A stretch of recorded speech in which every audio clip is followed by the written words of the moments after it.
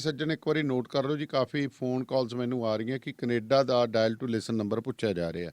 ਸੋ ਦੋਸਤੋ ਸੱਜਣੋ, ਸਾਰੇ ਲਿਸਨਰਸ ਵੀਰਾਂ ਨੂੰ ਮੈਂ ਦੱਸਣਾ ਚਾਹੁੰਦਾ ਕਿ ਕੰਪਨੀ ਵੱਲੋਂ ਕੈਨੇਡਾ ਦਾ ਜਿਹੜਾ ਡਾਇਲ ਟੂ ਲਿਸਨ ਨੰਬਰ ਹੈ ਉਹ ਬੰਦ ਕਰ ਦਿੱਤਾ ਗਿਆ। ਸੋ ਤੁਸੀਂ ਨੰਬਰ USA ਦਾ ਲੈ ਲਓ ਜੇ ਤੁਹਾਡੇ ਕੋਲ ਅਨਲਿਮਿਟਿਡ ਕਾਲਿੰਗ ਹੈ ਤਾਂ। ਦੇਖੋ, ਇੱਕ ਚੀਜ਼ ਦਾ ਧਿਆਨ ਰੱਖਿਓ, USA ਕਾਲਿੰਗ ਤੁਹਾਡੇ ਕੋਲ ਅਨਲਿਮਿਟਿਡ ਹੋਣੀ ਚਾਹੀਦੀ ਹੈ। ਕੱਲ੍ਹ ਨੂੰ ਲਾਂਭਾ ਨਾ ਦੇਣਾ ਪਲੀਜ਼, ਮੈਂ ਕਹਿ ਰਿਹਾ। ਤਾਂ ਨੰਬਰ ਤੁਸੀਂ ਨੋਟ ਕਰ ਲਓ 774-337-6342। ਫਿਰ ਨੋਟ ਕਰ ਲਓ ਜੀ, USA ਦੇ ਵਿੱਚ ਡਾਇਲ ਟੂ ਲਿਸਨ ਨੰਬਰ ਜਿਹੜਾ ਰੇਡੀਓ ਪੰਜਾਬ ਟੂਡੇ ਦਾ 774-337-6342।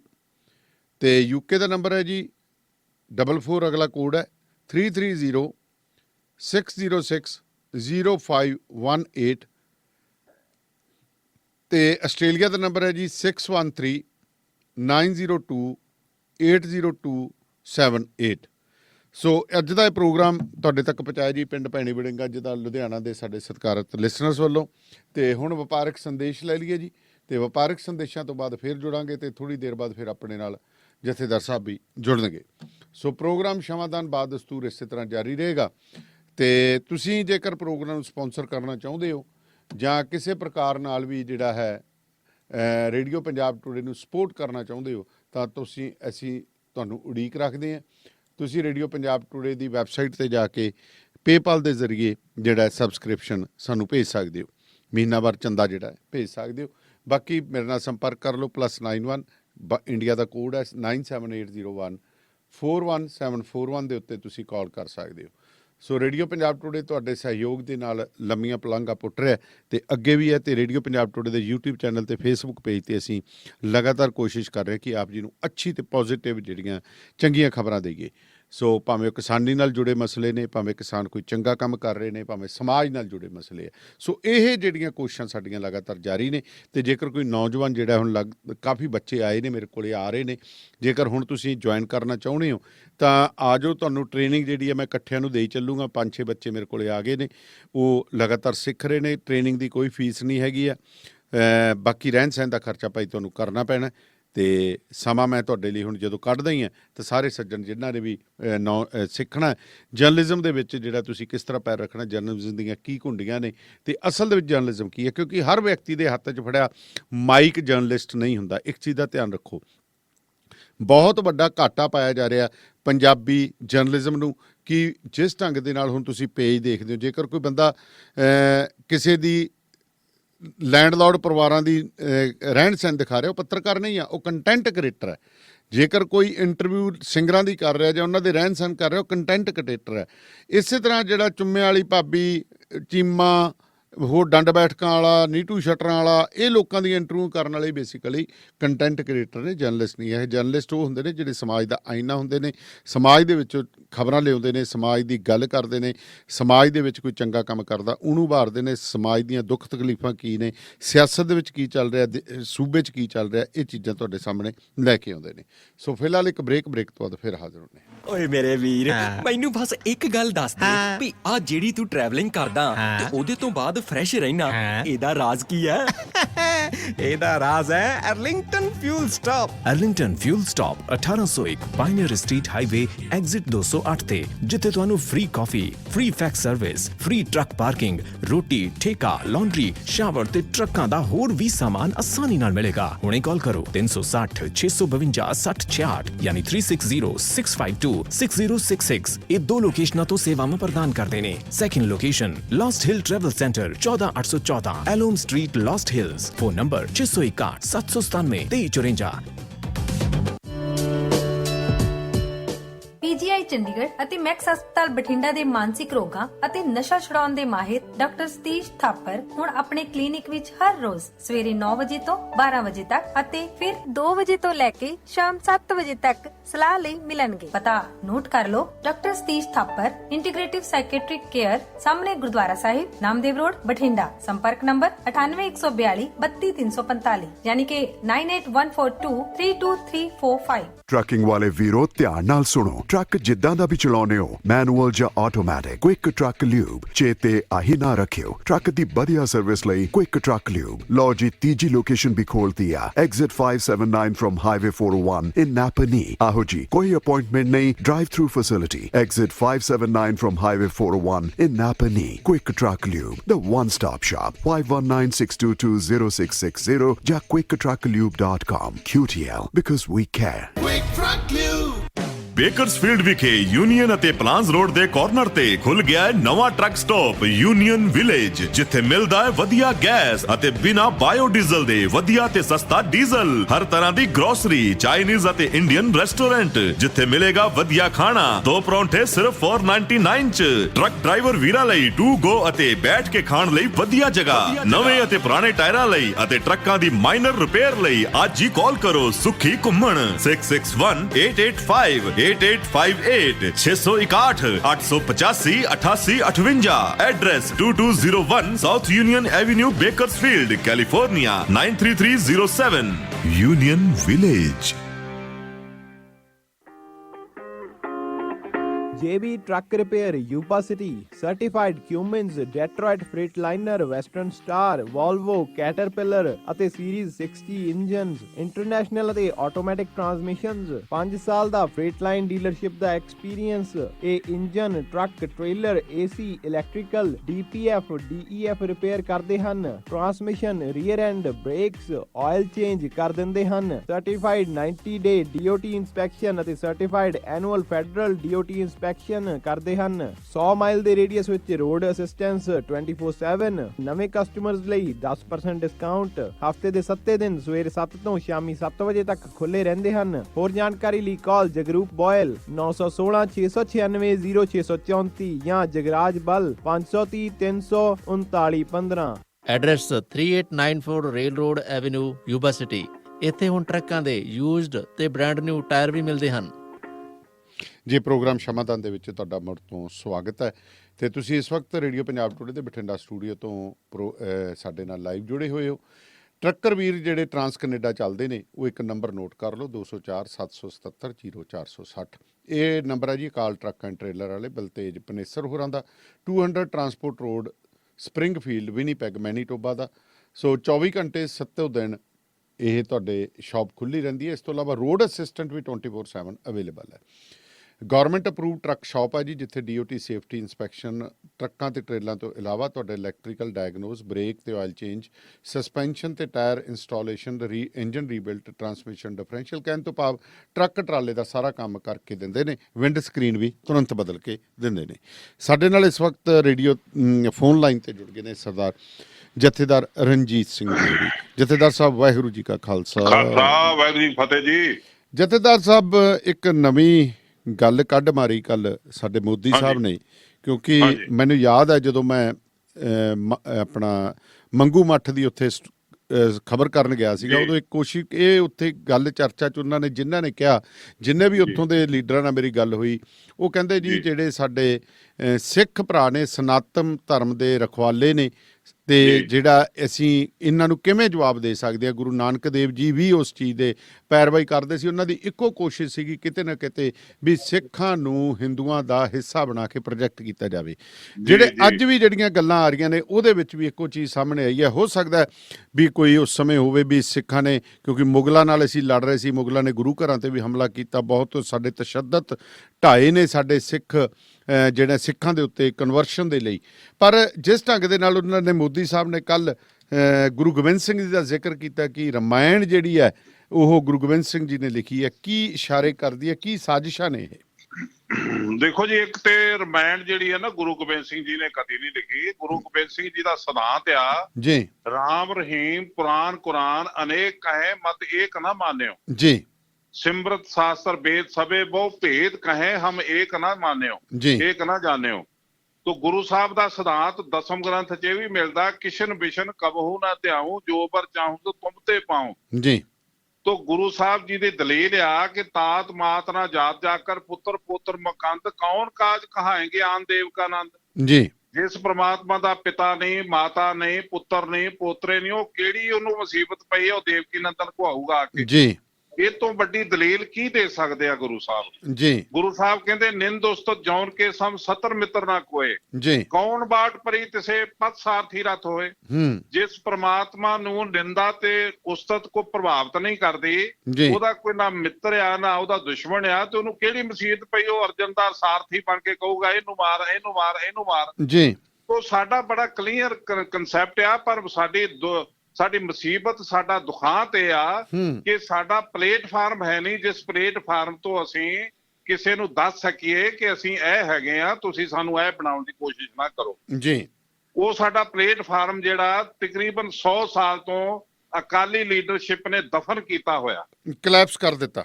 ਹਾਂ, ਤੋਂ ਇੱਕ ਅਕਾਲ ਤਖਤ ਜਿਹੜਾ ਅਕਾਲ ਪੁਰਖ ਸੱਚੇ ਵਾਹਿਗੁਰੂ ਦੀ ਪਾਤਸ਼ਾਹੀ ਆ, ਸੱਚੀ ਪਾਤਸ਼ਾਹੀ ਦਾ ਪ੍ਰਤੀਕ ਆ, ਕੌਮ ਦੇ ਉੱਤੇ ਉਹਦੀ ਛਤਰੀ ਆ, ਉੱਥੇ ਪੰਥ ਦੇ ਗ੍ਰੰਥ ਦਾ ਸਿਧਾਂਤ ਸੁਸ਼ੋਭਿਤ ਆ।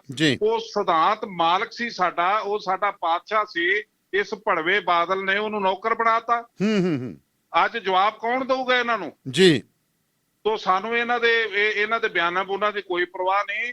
ਅਸੀਂ ਉਸ ਦਿਨ ਦੀ ਵੇਟ 'ਚ ਆ ਜਿਸ ਦਿਨ ਪ੍ਰਬੰਧਕ ਕਮੇਟੀ ਗੁਰਸਿੱਖਾਂ ਦੇ ਹੱਥ 'ਚ ਆਵੇ ਤੇ ਅਕਾਲ ਤਖਤ ਨੂੰ ਤੇ ਪੰਥ ਤੇ ਗ੍ਰੰਥ ਦੇ ਸਿਧਾਂਤ ਨੂੰ ਆਜ਼ਾਦ ਕਰੀਏ, ਗੁਰੂ ਦੀ ਜਾਇਦਾਦ ਵੀ ਬਚਾਈਏ, ਗੁਰੂ ਦਾ ਪੈਸਾ ਵੀ ਬਚਾਈਏ ਤੇ ਗੁਰੂ ਦੇ ਸਿਧਾਂਤ ਬਚਾਈਏ, ਤੇ ਜਿਹੜਾ ਗੁਰੂ ਦੇ ਸਿਧਾਂਤ ਨਾਲ ਟਿੱਚਰਾਂ ਕਰਨ ਵਾਲੇ ਨੇ ਉਹਨਾਂ ਦੇ ਗਲ 'ਚ ਸਾਫਾ ਪਾਉਣ ਲਈ ਅਰੇਂਜ ਕਰੀਏ ਉਸ ਤਖਤ ਦਾ, ਉਹਦੀ ਆਜ਼ਾਦੀ ਦਾ, ਜਿਹਦੇ ਅੱਗੇ ਕੋਈ PM ਤੇ ਕੋਈ CM ਅੱਖ ਨਾ ਚੁੱਕ ਸਕੇ। ਜੀ। ਪਰ ਦੇਖੋ ਆਪਾਂ ਇੱਕ ਗੱਲ ਕਰੀਏ, ਜਿਵੇਂ ਤੁਸੀਂ ਆਖਿਆ ਕਿ ਨਰਿੰਦਰ ਮੋਦੀ ਦੀ ਮੈਂ ਖਾਸ ਕਰਕੇ ਕਿਉਂ ਕਰਨਾ ਕਿ ਇੱਕ ਚਰਚਾ ਛਿੜ ਗਈ ਉੱਥੇ, ਸਾਡੇ ਇੱਕ ਸਾਬਕਾ ਜਥੇਦਾਰ ਸਾਹਿਬ ਜਿਹੜੇ ਨੇ ਪਟਨਾ ਸਾਹਿਬ ਦੇ, ਉਹ ਵੀ ਬੋਲ ਕੇ ਆਏ ਨੇ ਬਹੁਤ ਕੁਝ। ਇੱਕ ਜਿਹੜਾ ਜਥੇਦਾਰ ਜਿਹਦੀ ਤੁਸੀਂ ਗੱਲ ਕਰਦੇ ਹੋ, ਕਿਸੇ ਪਤੀਲੇ ਦਾ ਢੱਕਣ ਨਹੀਂ ਜੀ, ਉਹ ਬਾਦਲ ਦੀ ਪਦੈਸ਼ ਆ ਜੀ, ਉਹਦੀ ਤੁਸੀਂ ਨਾ ਗੱਲ ਕਰੋ, ਆਪਾਂ ਉਹਨੂੰ ਵੇਟ ਨਾ ਦਈਏ। ਮੁੱਖ ਦੀ ਗੱਲ ਇਹ ਆ ਜੀ, ਅਸੀਂ ਕਿਸੇ ਧਰਮ ਦੇ ਵਿਰੋਧੀ ਨਹੀਂ, ਪਰ ਸਾਡੇ ਧਰਮ ਦੇ ਵਿੱਚ ਗੁਰੂ ਗ੍ਰੰਥ ਸਾਹਿਬ ਦੇ ਵਿੱਚ ਹਰਨਾਕਸ਼ ਦੀ ਵੀ ਗੱਲ ਹੁੰਦੀ ਆ ਤੇ ਉਹਦੇ ਪੁੱਤਰ ਪ੍ਰਹਲਾਦ ਦੀ ਵੀ ਗੱਲ ਹੁੰਦੀ ਆ ਜੀ।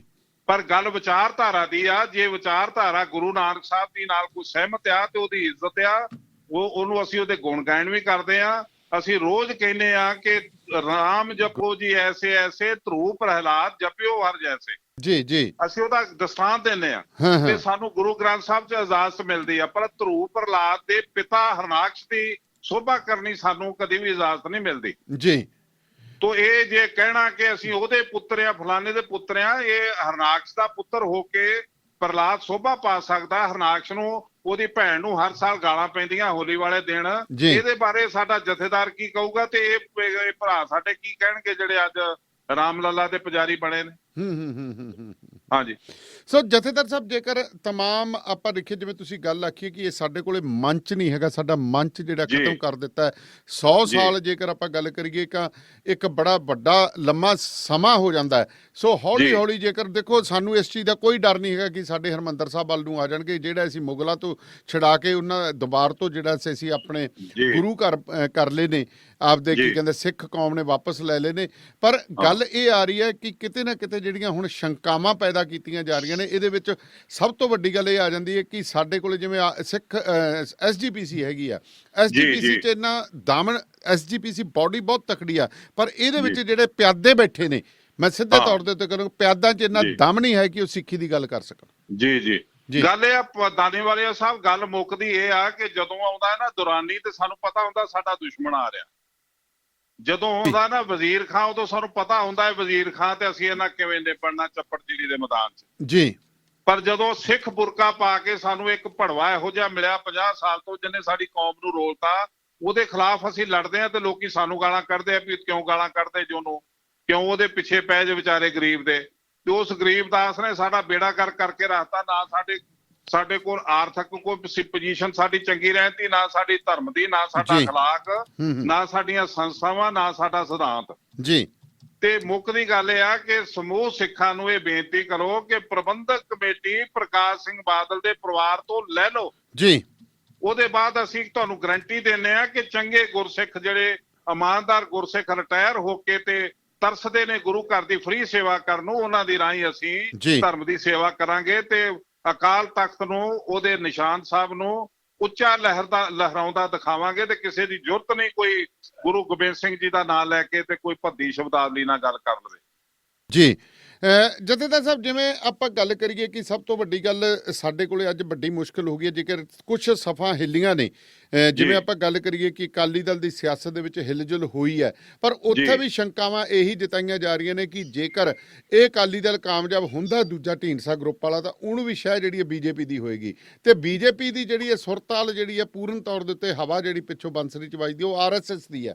ਤੇ ਫਿਰ ਕਿੱਥੋਂ ਜਿਹੜਾ ਹੈ ਕੱਲ ਨੂੰ ਜੇਕਰ ਗੁਰੂ ਘਰ ਐਸਜੀਪੀਸੀ ਦੇ ਉੱਤੇ ਲੋਕ ਆਉਂਦੇ ਨੇ, ਕਾਬਜ ਹੁੰਦੇ ਨੇ, ਤਾਂ ਇੱਕ ਚੀਜ਼ ਆਪਾਂ ਕਹਿ ਸਕਦੇ ਹਾਂ ਕਿ ਕਿਉਂਕਿ ਬੜਾ ਔਖਾ ਲੰਮਾ ਡਾਢਾ ਸਫ਼ਰ ਹੈ ਸਿੱਖਾਂ ਨੂੰ, ਹਜੇ ਜੇ ਅਕਾਲੀ ਦਲ ਇੰਨੇ ਬਣ ਗਏ ਨੇ, ਤਾਂ ਇਹ ਸਥਿਤੀ ਨੂੰ ਤੁਸੀਂ ਕਿਵੇਂ ਭਾਂਪਦੇ ਹੋ, ਕਿਵੇਂ ਇਸ ਦਾ ਚੈਲੰਜ ਕਬੂਲ ਕਰਾਂਗੇ? ਦੇਖੋ, ਮੈਂ ਨਾ ਅਸੀਂ ਤੁਹਾਨੂੰ ਜਾਣਕਾਰੀ ਦਿੱਤੀ ਕਿ ਅਸੀਂ ਬਣਾਈ ਆ ਪੰਥਕ ਅਕਾਲੀ ਲਹਿਰ ਧਾਰਮਿਕ ਫਰੰਟ ਬਣਾਇਆ, ਜਿਸ ਧਾਰਮਿਕ ਫਰੰਟ ਨੇ ਗੁਰੂ ਦੇ ਸਿਧਾਂਤ ਦੀ ਸੇਵਾ ਕਰਨੀ ਹੈ, ਗੁਰੂ ਦੇ ਨਿਜ਼ਾਮ ਦੀ ਸੇਵਾ ਕਰਨੀ। ਜੇ ਫਰੰਟ ਤਕੜਾ ਹੋਇਆ ਤੇ ਕਿਸੇ ਲੀਡਰ ਦੀ ਹਿੰਮਤ ਨਹੀਂ ਸਾਨੂੰ ਕਿਸੇ ਸੰਸਥਾ ਕੋਲ ਵੇਚ ਜਾਵੇ। ਫਿਰ ਸਾਡੀ ਸਿੱਖ ਕੌਮ ਨੂੰ ਇਹ ਨਜ਼ਰੀਆ ਬੜਾ ਕਲੀਅਰ ਰੱਖਣਾ ਚਾਹੀਦਾ ਕਿ ਦਸਮ ਪਾਤਸ਼ਾਹ ਦੀ ਜਿਹੜੀ ਸੋਚ ਆ ਕਿ ਇੱਕ ਉਹ ਬਾਦਸ਼ਾਹ ਜਿਹਨੇ ਗੁਰੂ ਤੇਗ ਬਹਾਦਰ ਸਾਹਿਬ ਨੂੰ ਸ਼ਹੀਦ ਕਰਾਇਆ, ਜਿਹਦੇ ਰਾਜ ਦੇ ਵਿੱਚ 4 ਸਾਹਿਬਜ਼ਾਦੇ ਸ਼ਹੀਦ ਹੋਏ, ਤੇ ਗੁਰੂ ਗੋਬਿੰਦ ਸਿੰਘ ਜੀ ਉਹਦੇ ਪੁੱਤਰ ਨੂੰ ਆਪ ਤਲਵਾਰ ਫੜ ਕੇ ਹੱਥ 'ਚ ਰਾਜਗੱਦੀ ਦੋਂਦੇ ਨੇ ਤੇ ਆਗਰੇ ਦੇ ਲਾਲ ਕਿਲੇ 'ਚ ਤਖਤ ਤੇ ਬਿਠਾ ਕੇ ਆਉਂਦੇ ਨੇ। ਤੇ ਕਿਤੇ ਨਾ ਕਿਤੇ ਜਿਹੜਾ ਗੁਰਮਤ ਦਾ ਕੰਸੈਪਟ ਆ, ਇਹ ਸਿੱਖਾਂ ਨੂੰ ਧਿਆਨ 'ਚ ਰੱਖਣਾ ਚਾਹੀਦਾ। ਸਾਡੇ ਅੰਦਰ ਅਖਲਾਕ ਜਿਹੜਾ ਉਹ ਜਾਗਦਾ ਹੋਣਾ ਚਾਹੀਦਾ, ਸਾਡੀ ਵਫਾ ਗੁਰੂ ਨਾਲ ਹੋਣੀ ਚਾਹੀਦੀ, ਸਾਡੀ ਕੋਈ ਵਾਹ-ਵਾਲ ਨਹੀਂ ਦੇਖ ਸਕਦਾ, ਕੋਈ ਆਰਐਸਐਸ ਹੋਵੇ, ਕੋਈ ਭਾਜਪਾ ਹੋਵੇ।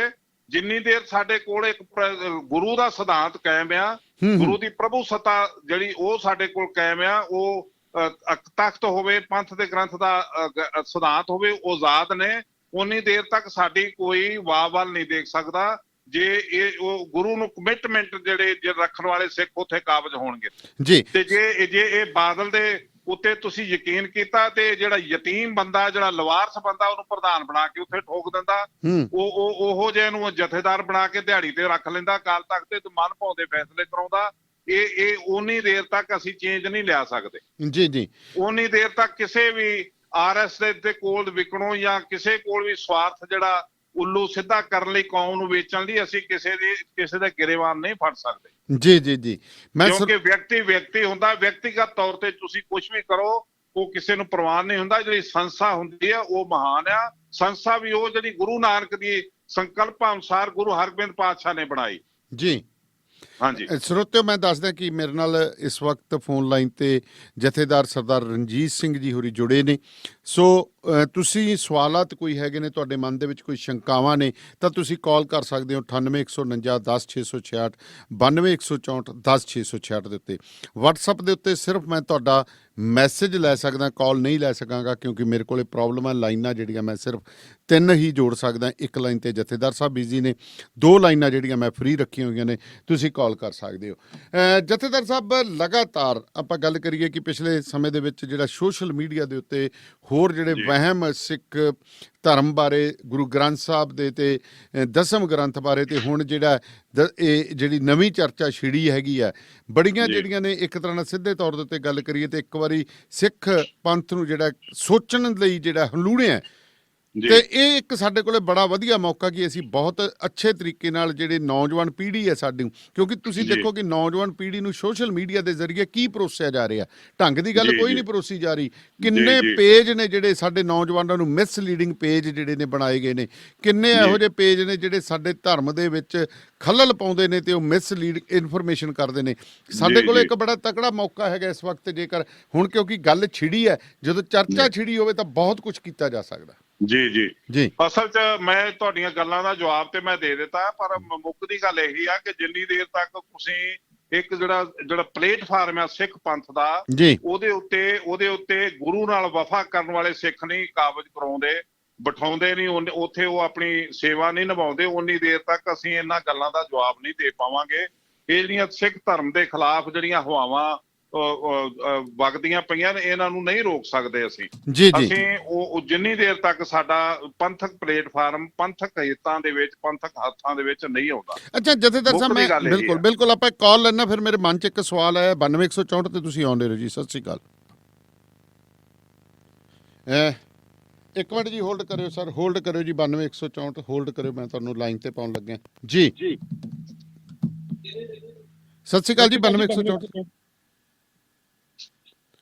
ਹੈਲੋ ਚਲੋ ਜਥੇਦਾਰ ਸਾਹਿਬ, ਇੱਕ ਜਿਵੇਂ ਤੁਸੀਂ ਗੱਲ ਕਹੀ ਹੈ ਕਿ SGPC ਦੇ ਮੈਂਬਰ ਜਿੰਨੇ ਨੇ, ਜਿੰਨੀਆਂ ਕੌਂਸਟੀਟੂਐਂਸੀਆਂ ਹੈਗੀਆਂ, ਘੱਟੋ ਘੱਟ ਸਾਨੂੰ ਉਹਨੇ ਗੁਰਸਿੱਖ ਤੇ ਜਿਹੜੇ ਐਨ ਧੜੱਲੇਦਾਰ ਬੰਦੇ ਚਾਹੀਦੇ ਨੇ। ਉਹਦੇ ਲਈ ਤੁਹਾਡੇ ਵੱਲੋਂ ਕੀ ਕੀਤਾ ਜਾ ਰਿਹਾ? ਕਿਉਂਕਿ ਅਸੀਂ ਜਦੋਂ ਪੁਰਾਣੀਆਂ ਪੋਲੀਟੀਕਲ ਪਾਰਟੀਆਂ ਦੇ ਨਾਲ ਗੱਲ ਕਰਦੇ ਹਾਂ ਜਾਂ ਸਿੱਖ ਪੋਲੀਟੀਕਲ ਪਾਰਟੀਆਂ ਨਾਲ ਗੱਲ ਕਰਦੇ ਹਾਂ, ਉਹਨਾਂ 'ਚ ਕਿਤੇ ਨਾ ਕਿਤੇ ਕਮਜ਼ੋਰੀ ਹੈ। ਕਿਉਂ ਨਹੀਂ ਹੈ ਕਿ ਅਸੀਂ ਨਵੇਂ ਨੌਜਵਾਨ ਜਿਹੜੇ ਜਿਨ੍ਹਾਂ 'ਚ ਗੁਰਸਿੱਖੀ ਦੀ ਜਿਹੜੀ ਆ ਜਜ਼ਬਾ ਭਰਿਆ ਹੋਇਆ, ਤੁਸੀਂ ਉਹਨਾਂ ਦੀ ਇੱਕ ਟੀਮ ਬਣਾਓ ਤੇ ਹਰ ਜਿਹੜਾ ਹਲਕੇ ਦੇ ਵਿੱਚ ਇੱਕ ਬੰਦਾ ਜਿਹੜਾ ਉੱਥੇ ਕੈਂਡੀਡੇਟ ਸਾਡਾ ਬਣ ਜੇ ਤਾਂ ਮੈਨੂੰ ਲੱਗਦਾ ਬਹੁਤ ਵੱਡੀ ਤਾਕਤ ਬਣੇਗੀ ਇੱਕ।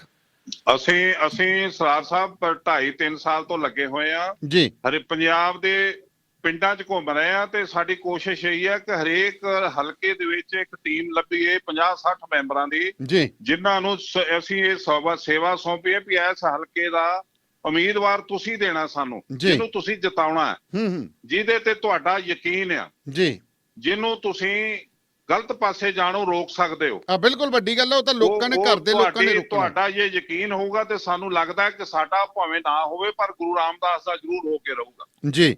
ਅਸੀਂ ਇਸ ਲਾਈਨ ਤੇ ਚੱਲ ਰਹੇ ਹਾਂ ਤੇ ਇਸੇ ਲਈ ਸਾਨੂੰ ਦੇਰ ਲੱਗ ਰਹੀ ਹੈ। ਕੁਝ ਕਰੋਨਾ ਕਰਕੇ ਅਸੀਂ ਨਹੀਂ ਜਾ ਪਾ ਰਹੇ ਪਿੰਡਾਂ 'ਚ ਜਾਂ ਇਹ ਵੱਡੇ ਇਕੱਠ ਨਹੀਂ ਕਰ ਰਹੇ। ਅਸੀਂ 10-10, 20-20 ਬੰਦਿਆਂ ਦੀ ਮੀਟਿੰਗ ਕਰ ਰਹੇ ਹਾਂ। ਮੈਂ ਕਹਿੰਦਾ ਇਹ ਤਾਂ ਸਭ ਤੋਂ ਵੱਡੀ ਗੱਲ ਹੈ ਜੀ, ਜਿਹਨੂੰ ਆਪਾਂ ਕਹਿੰਦੇ ਕਿ ਥੱਲੇ ਜਿਹੜੀ ਇੱਕ ਮਾਈਨ ਵਿਛਾ ਲੈਣੀ, ਉਹਦੇ ਵਰਗੀ ਤਾਂ ਚੀਜ਼ ਕੋਈ ਨਹੀਂ ਹੁੰਦੀ ਜੀ ਜੀ। ਬਸ ਇਸ ਤਰ੍ਹਾਂ ਹੀ ਕਰ ਰਹੇ ਹਾਂ ਜੀ, ਇਸ ਤਰ੍ਹਾਂ ਹੀ ਕਰ। ਸਰਬਜੀਤ ਸਿੰਘ ਸੈਕਰੇਮੈਂਟੋ ਜੀ, ਸਤਿ ਸ਼੍ਰੀ ਅਕਾਲ। ਹਾਂਜੀ, ਵਾਹਿ ਖਾਲਸਾ ਵਾ ਫਤਿਹ ਜੀ। ਖਾਲਸਾ ਫਤਿਹ ਜੀ ਜੀ। ਹੁਣੇ ਹੀ ਭਾਈ ਰਣਜੀਤ ਸਿੰਘ ਹੁਣਾਂ ਨੇ ਇੱਕ ਦੋਹਾ ਪੜ੍ਹਿਆ ਸੀਗਾ, ਇਹਨੂੰ ਪੜ੍ਹਿਆ ਸੀਗਾ। ਇਹ ਰੋਜ਼ ਅਸੀਂ ਪੜ੍ਹਦੇ ਹੈਗੇ ਆ। ਰਾਮ ਰਹੀਮ ਕੁਰਾਨ ਪੁਰਾਨ ਰੇ ਕਹੇ ਮਤ ਏਕ ਨਾ ਮਾਨਿਓ, ਸਿਮਰਤ ਸਾਸਤ ਭੇਦ ਸਭੇ ਦਾ ਭੇਦ ਕਹੇ ਆ ਮੇਕ ਨਾ ਜਾਣਿਓ।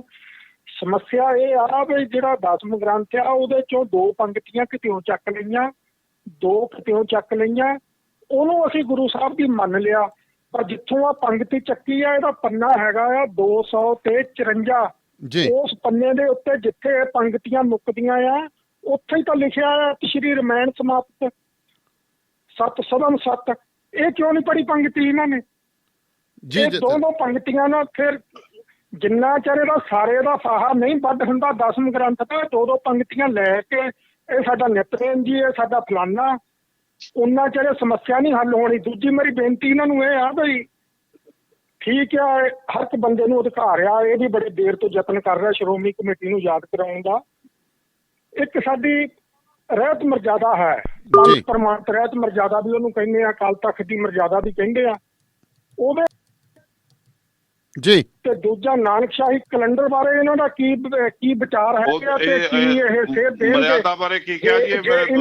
ਪ੍ਰਬੰਧ ਇਹਨਾਂ ਦੇ ਹੱਥ 'ਚ ਆਉਂਦਾ ਜੀ। ਧੰਨਵਾਦ ਜੀ। ਸਰਬਜੀਤ ਜੀ, ਮਰਿਆਦਾ ਬਾਰੇ ਦੁਬਾਰਾ ਤੋਂ ਸਵਾਲ ਦੁਹਰਾਓ ਜੀ ਤੁਸੀਂ। ਅਕਾਲ ਤਖਤ ਦੀ ਮਰਿਆਦਾ ਬਾਰੇ ਕੀ ਕਹਿਣਾ ਜੀ ਤੁਹਾਡਾ, ਜਿਹੜੀ ਹੈ ਲਾਗੂ? ਅਕਾਲ ਤਖਤ ਸਾਹਿਬ ਕਿਉਂਕਿ ਕਈ ਮਰਜ਼ਾਦਾ ਸੀਗੀਆਂ ਤੇ ਫਿਰ ਉਹ ਇੱਕ ਮਰਜ਼ਾਦਾ ਬਣਾਈ ਸੀ ਪੰਥ ਨੇ। ਅੱਜ ਉਹਨੂੰ ਪੰਥ ਦੀ ਮਰਜ਼ਾਦਾ ਕਹਿ ਕੇ ਪ੍ਰਚਾਰਿਆ ਜਾ ਰਿਹਾ ਸ਼੍ਰੋਮਣੀ ਕਮੇਟੀ ਵੱਲੋਂ। ਬਹੁਤੇ ਗੁਰੂ ਘਰਾਂ 'ਚੋਂ ਲਾਗੂ ਵੀ ਆ ਤੇ ਬਾਕੀ 'ਚ ਹੈਗੀ ਆ ਇਹ ਸੰਤ ਸਮਾਜ ਦੀ ਮਰਜ਼ਾਦਾ ਲਾਗੂ, ਡੇਰੇਦਾਰਾਂ ਦੀ ਮਰਜ਼ਾਦਾ ਲਾਗੂ। ਉਹਦੇ ਬਾਰੇ ਇਹਨਾਂ ਦਾ ਕੀ ਵਿਚਾਰ ਹੈਗਾ ਆ ਤੇ ਨਾਨਕਸ਼ਾਹੀ ਕੈਲੰਡਰ ਬਾਰੇ ਇਹਨਾਂ ਦਾ ਕੀ ਵਿਚਾਰ ਹੈਗਾ ਆ? ਜੇ ਪ੍ਰਬੰਧ ਇਹਨਾਂ ਦੇ ਹੱਥ ਵਿੱਚ ਆਉਂਦਾ ਆ ਤਾਂ ਇਹ ਦੱਸਣਾ। ਜੀ ਜੀ ਜਥੇਦਾਰ ਸਾਹਿਬ। ਇੱਕ ਤਾਂ ਸਰਦਾਰ ਸਾਹਿਬ, ਮੈਂ ਮੇਰੀ ਕੋਈ ਨਿੱਜੀ ਮਰਿਆਦਾ ਨਹੀਂ ਹੈਗੀ ਤੇ ਨਾ ਮੈਂ ਨਿੱਜੀ ਤੌਰ ਤੇ ਮੇਰਾ ਕੋਈ ਵਿਚਾਰ ਹੈਗਾ। ਅਸੀਂ ਗੁਰਮਤ ਦੇ ਨਾਲ ਸੰਬੰਧਿਤ ਹਾਂ। ਜਿੱਥੇ ਪੰਥ ਖਾਲਸੇ ਦਾ ਜਾਂ ਬਹੁਮਤ ਜਾਂ ਜਿਹੜਾ ਗੁਰਮਤ ਹੋਊਗਾ ਉੱਥੇ ਸਾਡਾ ਅਸੀਂ ਸਹੀ ਪਾਵਾਂਗੇ। ਅਸੀਂ ਕਦੀ ਵੀ ਕਿਸੇ ਨੂੰ ਇਹ ਨਹੀਂ ਕਿਹਾ ਕਿ ਆਹ ਮਰਿਆਦਾ ਮੰਨੋ ਜਾਂ ਆਹ ਮਰਿਆਦਾ ਨਾ ਮੰਨੋ। ਇਹ ਫੈਸਲਾ ਕਰਨਾ ਸਿੱਖ ਬੁੱਧੀਜੀਵੀਆਂ ਦਾ, ਸਿੱਖ ਜਿਹੜੇ ਵਿਦਵਾਨ ਨੇ ਉਹਨਾਂ ਦਾ ਕੰਮ ਆ। ਪਰ ਸਿੱਖ ਵਿਦਵਾਨਾਂ ਨੂੰ ਬੈਠਣ ਲਈ ਥਾਂ ਚਾਹੀਦੀ ਆ ਤੇ ਉਹ ਮਕਾਮ ਚਾਹੀਦਾ ਜਿੱਥੇ ਬੈਠ ਕੇ ਉਹ ਸਹੀ ਪਾਉਣ ਤੇ ਲੋਕਾਂ ਦੇ ਵਿੱਚ ਗੱਲ ਜਾਵੇ। ਤੋ ਜਿਹੜਾ ਕੈਲੰਡਰ ਆ ਉਹ ਕੈਲੰਡਰ ਭਾਵੇਂ ਨਾਨਕਸ਼ਾਹੀ ਹੋਵੇ, ਭਾਵੇਂ ਤੁਹਾਡਾ ਬਣਾਇਆ, ਭਾਵੇਂ ਕਿਸੇ ਹੋਰ ਦਾ ਹੋਵੇ, ਉਹ ਵੀ ਜਦੋਂ ਸਰਬਸੰਮਤੀ ਨਾਲ ਪ੍ਰਵਾਨ ਹੋ ਜਾਏ ਤੇ ਸਾਨੂੰ ਆਪਣੇ ਆਪ ਪ੍ਰਵਾਨ ਹੋਊਗਾ ਜੀ। ਮੈਂ ਕੋਈ ਨਿੱਜੀ ਤੌਰ ਤੇ ਉਹਦਾ ਕਿਸੇ ਦਾ ਦੁਸ਼ਮਣ ਨਹੀਂ, ਨਿੱਜੀ ਤੌਰ ਤੇ ਕਿਸੇ ਦਾ ਸੱਜਣ ਨਹੀਂ ਤੇ ਨਾ ਹੀ ਨਿੱਜੀ ਤੌਰ ਤੇ ਮੈਂ ਸਿਧਾਂਤ ਕਿਸੇ ਦਾ ਨਵੀਨੀਕਰਨ ਕਰਨ ਦੀ ਹਿੰਮਤ ਕਰ ਸਕਦਾ ਤੇ ਨਾ ਹੀ ਅਸੀਂ ਕਰਾਂਗੇ ਜੀ। ਤੋ ਅਸੀਂ ਕਦੀ ਵੀ ਜਿਹੜਾ ਜਿਸ ਤਰ੍ਹਾਂ ਇਹਨਾਂ ਨੇ ਕਿਹਾ ਕਿ ਆਹ ਰਮਾਇਣ ਸ਼ਬਦ ਕਿਉਂ ਨਹੀਂ ਪੜਿਆ, ਮੈਂ ਤੁਹਾਨੂੰ ਉਹ ਪਹਿਲਾਂ ਵੀ ਗੱਲ ਦੱਸ ਕੇ ਹਟਿਆ ਕਿ ਗੁਰੂ ਗ੍ਰੰਥ ਸਾਹਿਬ ਦੇ ਹਰਨਾਕਸ਼ ਦਾ ਵੀ ਨਾਂ ਆਉਂਦਾ, ਇਹ ਦਰੋਜਨ ਦਾ ਵੀ ਨਾਂ ਆਉਂਦਾ, ਕ੍ਰਿਸ਼ਨ ਜੀ ਦਾ ਵੀ ਆਉਂਦਾ, ਰਾਮਚੰਦਰ ਦਾ ਵੀ ਆਉਂਦਾ। ਤੇ ਕੀ ਅਸੀਂ ਗੁਰੂ ਗ੍ਰੰਥ ਸਾਹਿਬ ਜੀ ਨੂੰ ਰੱਦ ਕਰ ਦਈਏ ਜੀ। ਇੱਕ ਸਾਡੇ ਕੋਲ ਭਾਈ ਸਾਹਿਬ ਭਾਈ ਮਨੀ ਸਿੰਘ ਨੇ ਦਸਮ ਗ੍ਰੰਥ ਦੀ ਜਿਲਦ ਬਣਾਈ ਆ ਜੀ। ਅਸੀਂ ਭਾਈ ਸਾਹਿਬ ਭਾਈ ਮਨੀ ਸਿੰਘ ਦੀ ਗੱਲ ਤੇ ਯਕੀਨ ਕਰੀਏ ਜਾਂ ਅੱਜ ਦੇ ਵਿਦਵਾਨ ਤੇ ਕਰੀਏ, ਸਾਨੂੰ ਇਹ ਵੀ ਕੋਈ ਨਿਰਣਾ ਕਰ ਦੇਵੇ ਜੀ। ਦੂਸਰੀ ਗੱਲ ਇਹ ਆ ਕਿ ਜੇ ਦਸਮ ਗ੍ਰੰਥ ਦੇ ਵਿੱਚ ਕੋਈ ਘਾਟਵਾਦ ਆ ਤੇ ਉਹਦੇ ਵਿੱਚ ਨਾ ਤੇ ਰਣਜੀਤ ਸਿੰਘ ਰੱਦ ਕਰ ਸਕਦਾ ਨਾ ਤੁਸੀਂ ਕਰ ਸਕਦੇ। ਇਹ ਵੀ ਅਕਾਲ ਤਖਤ ਦਾ ਪਲੇਟਫਾਰਮ ਤੇ ਜਦੋਂ ਪੰਥ ਜੁੜੇ ਵਿਦਵਾਨ ਜੁੜਨ ਉਹ ਸਹੀ ਪਾਉਣ, ਉਦੋਂ ਬਾਅਦ ਪੰਥ ਤੇ ਗ੍ਰੰਥ ਦਾ ਸਿਧਾਂਤ ਅਕਾਲ ਤਖਤ ਤੇ ਉਹਦੀ ਮੋਹਰ ਲੱਗੇ ਤਾਂ ਪ੍ਰਵਾਨ ਹੁੰਦਾ। ਫਿਰ ਸਾਰੇ ਇੱਕੋ ਟਾਈਮ ਤੇ ਮੰਨ ਲੈਂਦੇ ਆ। ਜੇ ਤੁਸੀਂ ਮੈਨੂੰ ਬਣਾਈ ਜਾਓ ਮੈਂ ਤੁਹਾਨੂੰ ਬਣਾਈ ਜਾਵਾਂ ਤੇ ਇਹਦੇ ਫੈਸਲੇ ਕਦੀ ਨਹੀਂ ਹੋਇਆ ਕਰਦੇ। ਬਿਲਕੁਲ ਬਿਲਕੁਲ ਇਹ 'ਚ ਲੜਾਈ ਪਊਗੀ, ਉਹ ਇਹਦੇ 'ਚ ਨਿਕਲਣਾ ਕੁਛ ਨਹੀਂ ਜੀ। ਰਾਜਾ ਨੂਰਪੁਰੀਆ ਜੀ ਤੁਸੀਂ ਆਉਣੇ ਹੋ। ਹਾਂਜੀ ਹਾਂਜੀ, ਵਾਹਿਗੁਰੂ ਜੀ ਕਾ ਖਾਲਸਾ ਵਾਹਿਗੁਰੂ ਜੀ ਕੀ ਫਤਿਹ। ਜਥੇਦਾਰ ਸਾਹਿਬ ਉਹਨਾਂ ਨੂੰ ਪਹਿਲਾਂ ਤਾਂ ਜੀ। ਤੇ ਮੈਨੂੰ ਮੇਰੇ ਦੋ ਤਿੰਨ ਛੋਟੇ ਛੋਟੇ ਸਵਾਲ ਹੈ ਜਥੇਦਾਰ ਸਾਹਿਬ ਜੀ। ਪਹਿਲੀ ਗੱਲ ਇਹ ਵੀ ਤੁਸੀਂ ਦੁਆਬੇ ਦੇ ਵਿੱਚ ਹਲੇ ਘੱਟ ਗੁਜ਼ਰੇ ਹੋ, ਸਾਡੇ ਪਿੰਡ ਦੁਆਬੇ ਦੇ ਵਿੱਚ ਆਉਂਦੇ ਆ ਜੀ। ਜੇ ਤੁਹਾਡਾ ਟਾਈਮ ਲੱਗਦਾ ਤਾਂ ਤੁਸੀਂ ਉਹਨਾਂ ਪਿੰਡਾਂ ਦੇ ਵਿੱਚ ਨਵਾਂ ਸ਼ਹਿਰ ਏਰੀਆ ਜਾਂ ਬੰਗਾ ਹਲਕੇ ਦੇ ਵਿੱਚ ਵੀ ਤੁਸੀਂ ਜ਼ਰੂਰ ਸ਼ਿਰਕਤ ਕਰੋ, ਵੱਧ ਤੋਂ ਵੱਧ ਲੋਕਾਂ ਨੂੰ ਪਤਾ ਲੱਗੇ ਤੁਹਾਡੇ ਜਿਹੜਾ ਤੁਸੀਂ ਚਲਾ ਰਹੇ ਆ ਪੰਥ ਦੀ ਲਹਿਰ ਜਿਹੜੀ ਤੁਸੀਂ ਵੋਟਾਂ ਵੇਲੇ। ਇੱਕ ਮੈਂ ਪੁੱਛਣਾ ਚਾਹੁੰਦਾ ਵੀ ਤੁਹਾਨੂੰ ਕਦੋਂ ਤੱਕ ਆਸ ਹੈਗੀ ਆ ਵੀ ਜਿਹੜੀ ਸ਼੍ਰੋਮਣੀ ਕਮੇਟੀ ਦੀ ਇਲੈਕਸ਼ਨ ਜਿਹੜੀ ਸਹੀ ਹੋ ਜਾਊਗੀ ਜਾਂ ਜੇ ਬਾਦਲ ਕੇ ਦੁਆਰਾ ਫਿਰ ਸੈਂਟਰ ਦੇ ਵਿੱਚੋਂ ਉਹਨੂੰ ਕਾਰਪੀਟ ਕਰਨਗੇ, ਏਦਾਂ ਲੱਗਦਾ ਤੁਹਾਨੂੰ ਕਿ ਹੋ ਜਾਊਗੀ ਸਹੀ ਇਲੈਕਸ਼ਨ?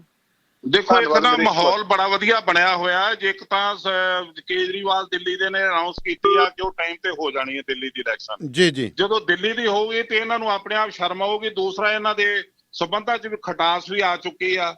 ਤੀਸਰੀ ਗੱਲ ਇਹ ਆ ਕਿ ਭਾਵੇਂ ਹੋਵੇ ਜਾਂ ਨਾ ਹੋਵੇ ਸਾਨੂੰ ਮੈਦਾਨ ਦੇ ਵਿੱਚ ਆਪਣੀ ਪਕੜ ਪੱਕੀ ਕਰਨੀ ਚਾਹੀਦੀ ਹੈ ਜੀ। ਅਸੀਂ ਉਹਦੇ ਲਈ ਕੋਸ਼ਿਸ਼ ਕਰਦੇ ਜਦੋਂ ਐਲਾਨ ਹੋ ਜਾਵੇ ਤੇ ਉਦੋਂ ਤਾਂ ਸਾਨੂੰ ਇਹ 10 ਦਿਨ ਦਾ ਟਾਈਮ ਨਹੀਂ ਦਿੰਦੇ, 20 ਦਿਨ ਦਾ ਟਾਈਮ ਨਹੀਂ ਦਿੰਦੇ। ਅਸੀਂ ਨਾ ਪ੍ਰਚਾਰ ਕਰ ਸਕਦੇ ਨਾ ਕਿਸੇ ਕੋਲ ਪਹੁੰਚ ਕਰ ਸਕਦੇ ਨਾ ਸਾਡੇ ਕੋਲ ਸਮਰੱਥਾ ਹੁੰਦੀ ਹੈ ਜੀ। ਇਸ ਕਰਕੇ ਅਸੀਂ ਪਹਿਲਾਂ ਤੋਂ ਲੱਗੇ ਹੋਏ ਹਾਂ ਜਦੋਂ ਵੀ ਇਲੈਕਸ਼ਨ ਹੋਣ ਸਾਡੀ ਤਿਆਰੀ ਹੋਵੇ ਜੀ। ਬਿਲਕੁਲ। ਪਹਿਲਾਂ ਇਹਨਾਂ ਨੇ ਭਾਈ ਸਾਹਿਬ ਨੇ ਕਿਹਾ, ਮੈਂ ਇਹਨਾਂ ਨੂੰ ਜਾਣਕਾਰੀ ਦੇਣਾ ਚਾਹੁੰਦਾ ਕਿ ਮੈਂ ਆਦਮਪੁਰ, ਭੂਲਾ ਰਾਹੀ, ਫਗਵਾੜਾ, ਨਵਾਂ ਸ਼ਹਿਰ ਇਹ ਆਪਣਾ ਹੁਣ 8 ਤਰੀਕ ਨੂੰ ਆਪਣੀ ਹੁਸ਼ਿਆਰਪੁਰ ਵਿੱਚ ਆ, ਪਰ ਇਹ ਗੜਦੀਵਾਲਾ, ਮਕੇਰੀਆਂ, ਭੋਗਪੁਰ ਦੇ ਇਲਾਕੇ ਮੈਂ ਬਹੁਤ ਮੀਟਿੰਗਾਂ ਕਰ ਚੁੱਕਾ ਜੀ। ਪਰ ਉਹ ਸਾਡੇ ਕੋਲ ਇੰਨੇ ਸਾਧਨ 'ਚ ਵਸੀਲੇ ਨਹੀਂ ਕਿ ਅਸੀਂ ਤੁਹਾਨੂੰ ਸਾਰਿਆਂ ਨੂੰ ਜਾਣਕਾਰੀ ਦੇ ਸਕੀਏ। ਫਿਰ ਵੀ ਤੁਸੀਂ ਸਾਨੂੰ ਆਪਣਾ ਕੋਈ WhatsApp ਨੰਬਰ ਦਿਓ ਤੇ ਅਸੀਂ ਤੁਹਾਨੂੰ ਆਪਣੀਆਂ ਕਾਰਵਾਈਆਂ ਦਾ ਆਪਣਾ ਦਿੰਦੇ ਰਵਾਂਗੇ। ਤੁਸੀਂ ਆਪਣੇ ਭੈਣ ਭਰਾ ਯਾਰ ਦੋਸਤ ਜਿੰਨੇ ਵੀ ਉਹਨਾਂ ਨੂੰ ਟੈਲੀਫੋਨ ਕਰੋ ਵੀ ਉਹ ਸਾਡੇ ਨਾਲ ਸੰਪਰਕ ਕਰਨ, ਆਪਣੇ ਪਿੰਡਾਂ 'ਚ ਬੁਲਾਉਣ। ਜਿੱਥੇ ਸਾਨੂੰ 10 ਸਿੰਘ ਬੁਲਾਉਣਗੇ ਪਿੰਡ ਦੇ ਅਸੀਂ ਉੱਥੇ ਵੀ ਜਾ ਕੇ ਉਹਨਾਂ ਨਾਲ ਗੱਲ ਕਰਾਂਗੇ ਤੇ ਉਹਨਾਂ ਨੂੰ ਜਾਣਕਾਰੀ ਦਿਆਂਗੇ ਜੀ। 92-164 ਤੇ ਆਉਣੇ ਹੋ ਜੀ। ਸਤਿ ਸ਼੍ਰੀ ਅਕਾਲ ਜੀ। ਸਤਿ ਸ਼੍ਰੀ ਅਕਾਲ ਵੀਰ ਜੀ, ਜਗਜੀਤ ਬੋਲਦਾ ਜੀ। ਜਗਜੀਤ ਜੀ। ਜਥੇਦਾਰ ਸਾਹਿਬ ਨੂੰ ਸਤਿ ਸ਼੍ਰੀ ਅਕਾਲ ਜੀ। ਮੈਂ ਪੁੱਛਣਾ ਸੀਗਾ ਇੱਕ ਤਾਂ ਜਿਵੇਂ ਬਲਵੰਤ ਸਿੰਘ ਖੇੜੇ ਨੇ ਕੇਸ ਕਰਿਆ ਹੋਇਆ ਸੀਗਾ ਜੀ ਬਜ਼ੁਰਗ ਨੇ, ਕੀ ਇਹ ਉਹਨਾਂ ਦੇ ਨਾਲ ਵੀ ਸੰਪਰਕ 'ਚ ਉਹਨਾਂ ਦੀ ਹੈਲਪ ਕਰਦੇ ਆ ਕਿਉਂਕਿ ਉਹ ਵੀ ਬਜ਼ੁਰਗ ਨੇਗੇ। ਹੁਣ ਮੇਰਾ ਖਿਆਲ ਹੈ ਫਾਈਨੈਂਸ਼ਲੀ ਤੌਰ ਤੇ ਉਹ ਵੀ ਏਡੇ ਤਕੜੇ ਨਹੀਂ। ਇੱਕ ਸੀ ਜਿੱਥੇ ਵੀ ਸ਼੍ਰੋਮਣੀ ਕਮੇਟੀ ਦੀਆਂ ਪ੍ਰਾਪਰਟੀਆਂ ਨੇ ਹਜ਼ਾਰਾਂ ਏਕੜ ਜ਼ਮੀਨ ਕਹਿ ਦਿੰਦੇ ਆ, ਉਹਨਾਂ ਨੂੰ ਇਹ ਵੀ ਜਾਂ ਕੋਈ ਜਨਤਕ ਕਿਉਂ ਨਹੀਂ ਕਰਦਾ ਲੋਕਾਂ ਨੂੰ ਪਤਾ ਲੱਗੇ ਵੀ ਕਿੱਥੇ ਜ਼ਮੀਨਾਂ ਕਿੰਨੇ ਨੂੰ ਲੀਜ਼ ਤੇ ਜਾਂ ਰੈਂਟ ਤੇ ਹੋਈ ਵੀ ਆ। ਤੇ ਇੱਕ ਜਿਵੇਂ ਹੁਣ ਢੀਂਡਸਾ ਸਾਹਿਬ ਹੋਏ ਵੀ ਵੀ ਇਹ ਇਕੱਠੇ ਹੋ ਕੇ ਕੋਈ ਲੜਨਗੇ ਜਾਂ ਅੱਡੋ ਅੱਡੇ ਵੀ ਆਪੋ ਆਪਣੀ ਦਖਲੀ ਵਜਾਉਣਗੇ? ਇਹੀ ਮਤਲਬ ਸਵਾਲ ਸੀਗਾ ਜੀ ਮੇਰਾ। ਧੰਨਵਾਦ ਜੀ। ਜਥੇਦਾਰ ਇੱਕ ਤਾਂ ਜਿਹੜਾ ਜ਼ਮੀਨਾਂ ਦੇ ਬਾਰੇ ਤੁਸੀਂ ਦੱਸਿਆ ਨਾ ਜੀ, ਇਹ 20,000 ਤੋਂ ਵੱਧ ਨੇ ਏਕੜ, 20,000 ਤੋਂ ਵੱਧ ਏਕੜ ਜ਼ਮੀਨਾਂ ਨੇ ਜਿਹੜੀਆਂ ਗੁਰੂ ਘਰ ਨਾਲ ਜੁੜੀਆਂ ਹੋਈਆਂ ਨੇ, ਪ੍ਰਬੰਧਕ ਕਮੇਟੀ ਦੇ ਅੰਡਰ ਨੇ ਜੀ। ਇਹ ਜਗਜਾਰ ਗੱਲ ਆ। ਇਹ 10,000 ਤੋਂ ਵੱਧ ਤੇ ਇਕੱਲੇ ਹਰਿਆਣੇ 'ਚ ਹੀ ਨੇ ਤੇ ਉਹ ਰਮਦਾਸ ਦੇ ਵਿੱਚ ਗੁਰੂ ਸਾਹਿਬ ਦੀਆਂ ਜ਼ਮੀਨਾਂ ਦੀ ਜਾਇਦਾਦਾਂ ਜਿਹੜੀਆਂ ਨੇ ਇਹਨਾਂ ਦੇ ਬਾਰੇ ਤੁਸੀਂ ਇਹਦੇ ਬਾਰੇ ਤੇ ਕਮੇਟੀ ਦੱਸ ਦਊਗੀ, ਲੇਕਿਨ ਇਹਦੀ ਇਨਕਮ ਜਿਹੜੀ ਆਉਂਦੀ ਹੈ ਉਹਦੇ ਬਾਰੇ RTI ਪਾ ਕੇ ਵੀ ਤੁਸੀਂ ਲਓ ਤੇ ਜਾਣਕਾਰੀ ਨਹੀਂ ਦਿੰਦੇ। ਤੇ ਜਾਣਕਾਰੀ ਇਸ ਕਰਕੇ ਨਹੀਂ ਦਿੰਦੇ ਕਿਉਂਕਿ ਜਿਹੜੀ 50,000 ਦੇ ਠੇਕੇ ਨੂੰ ਜ਼ਮੀਨ ਜਾਂਦੀ ਉਹ 6-6,000 ਨੂੰ ਦਿੱਤੀ ਹੋਈ ਆ ਜੀ।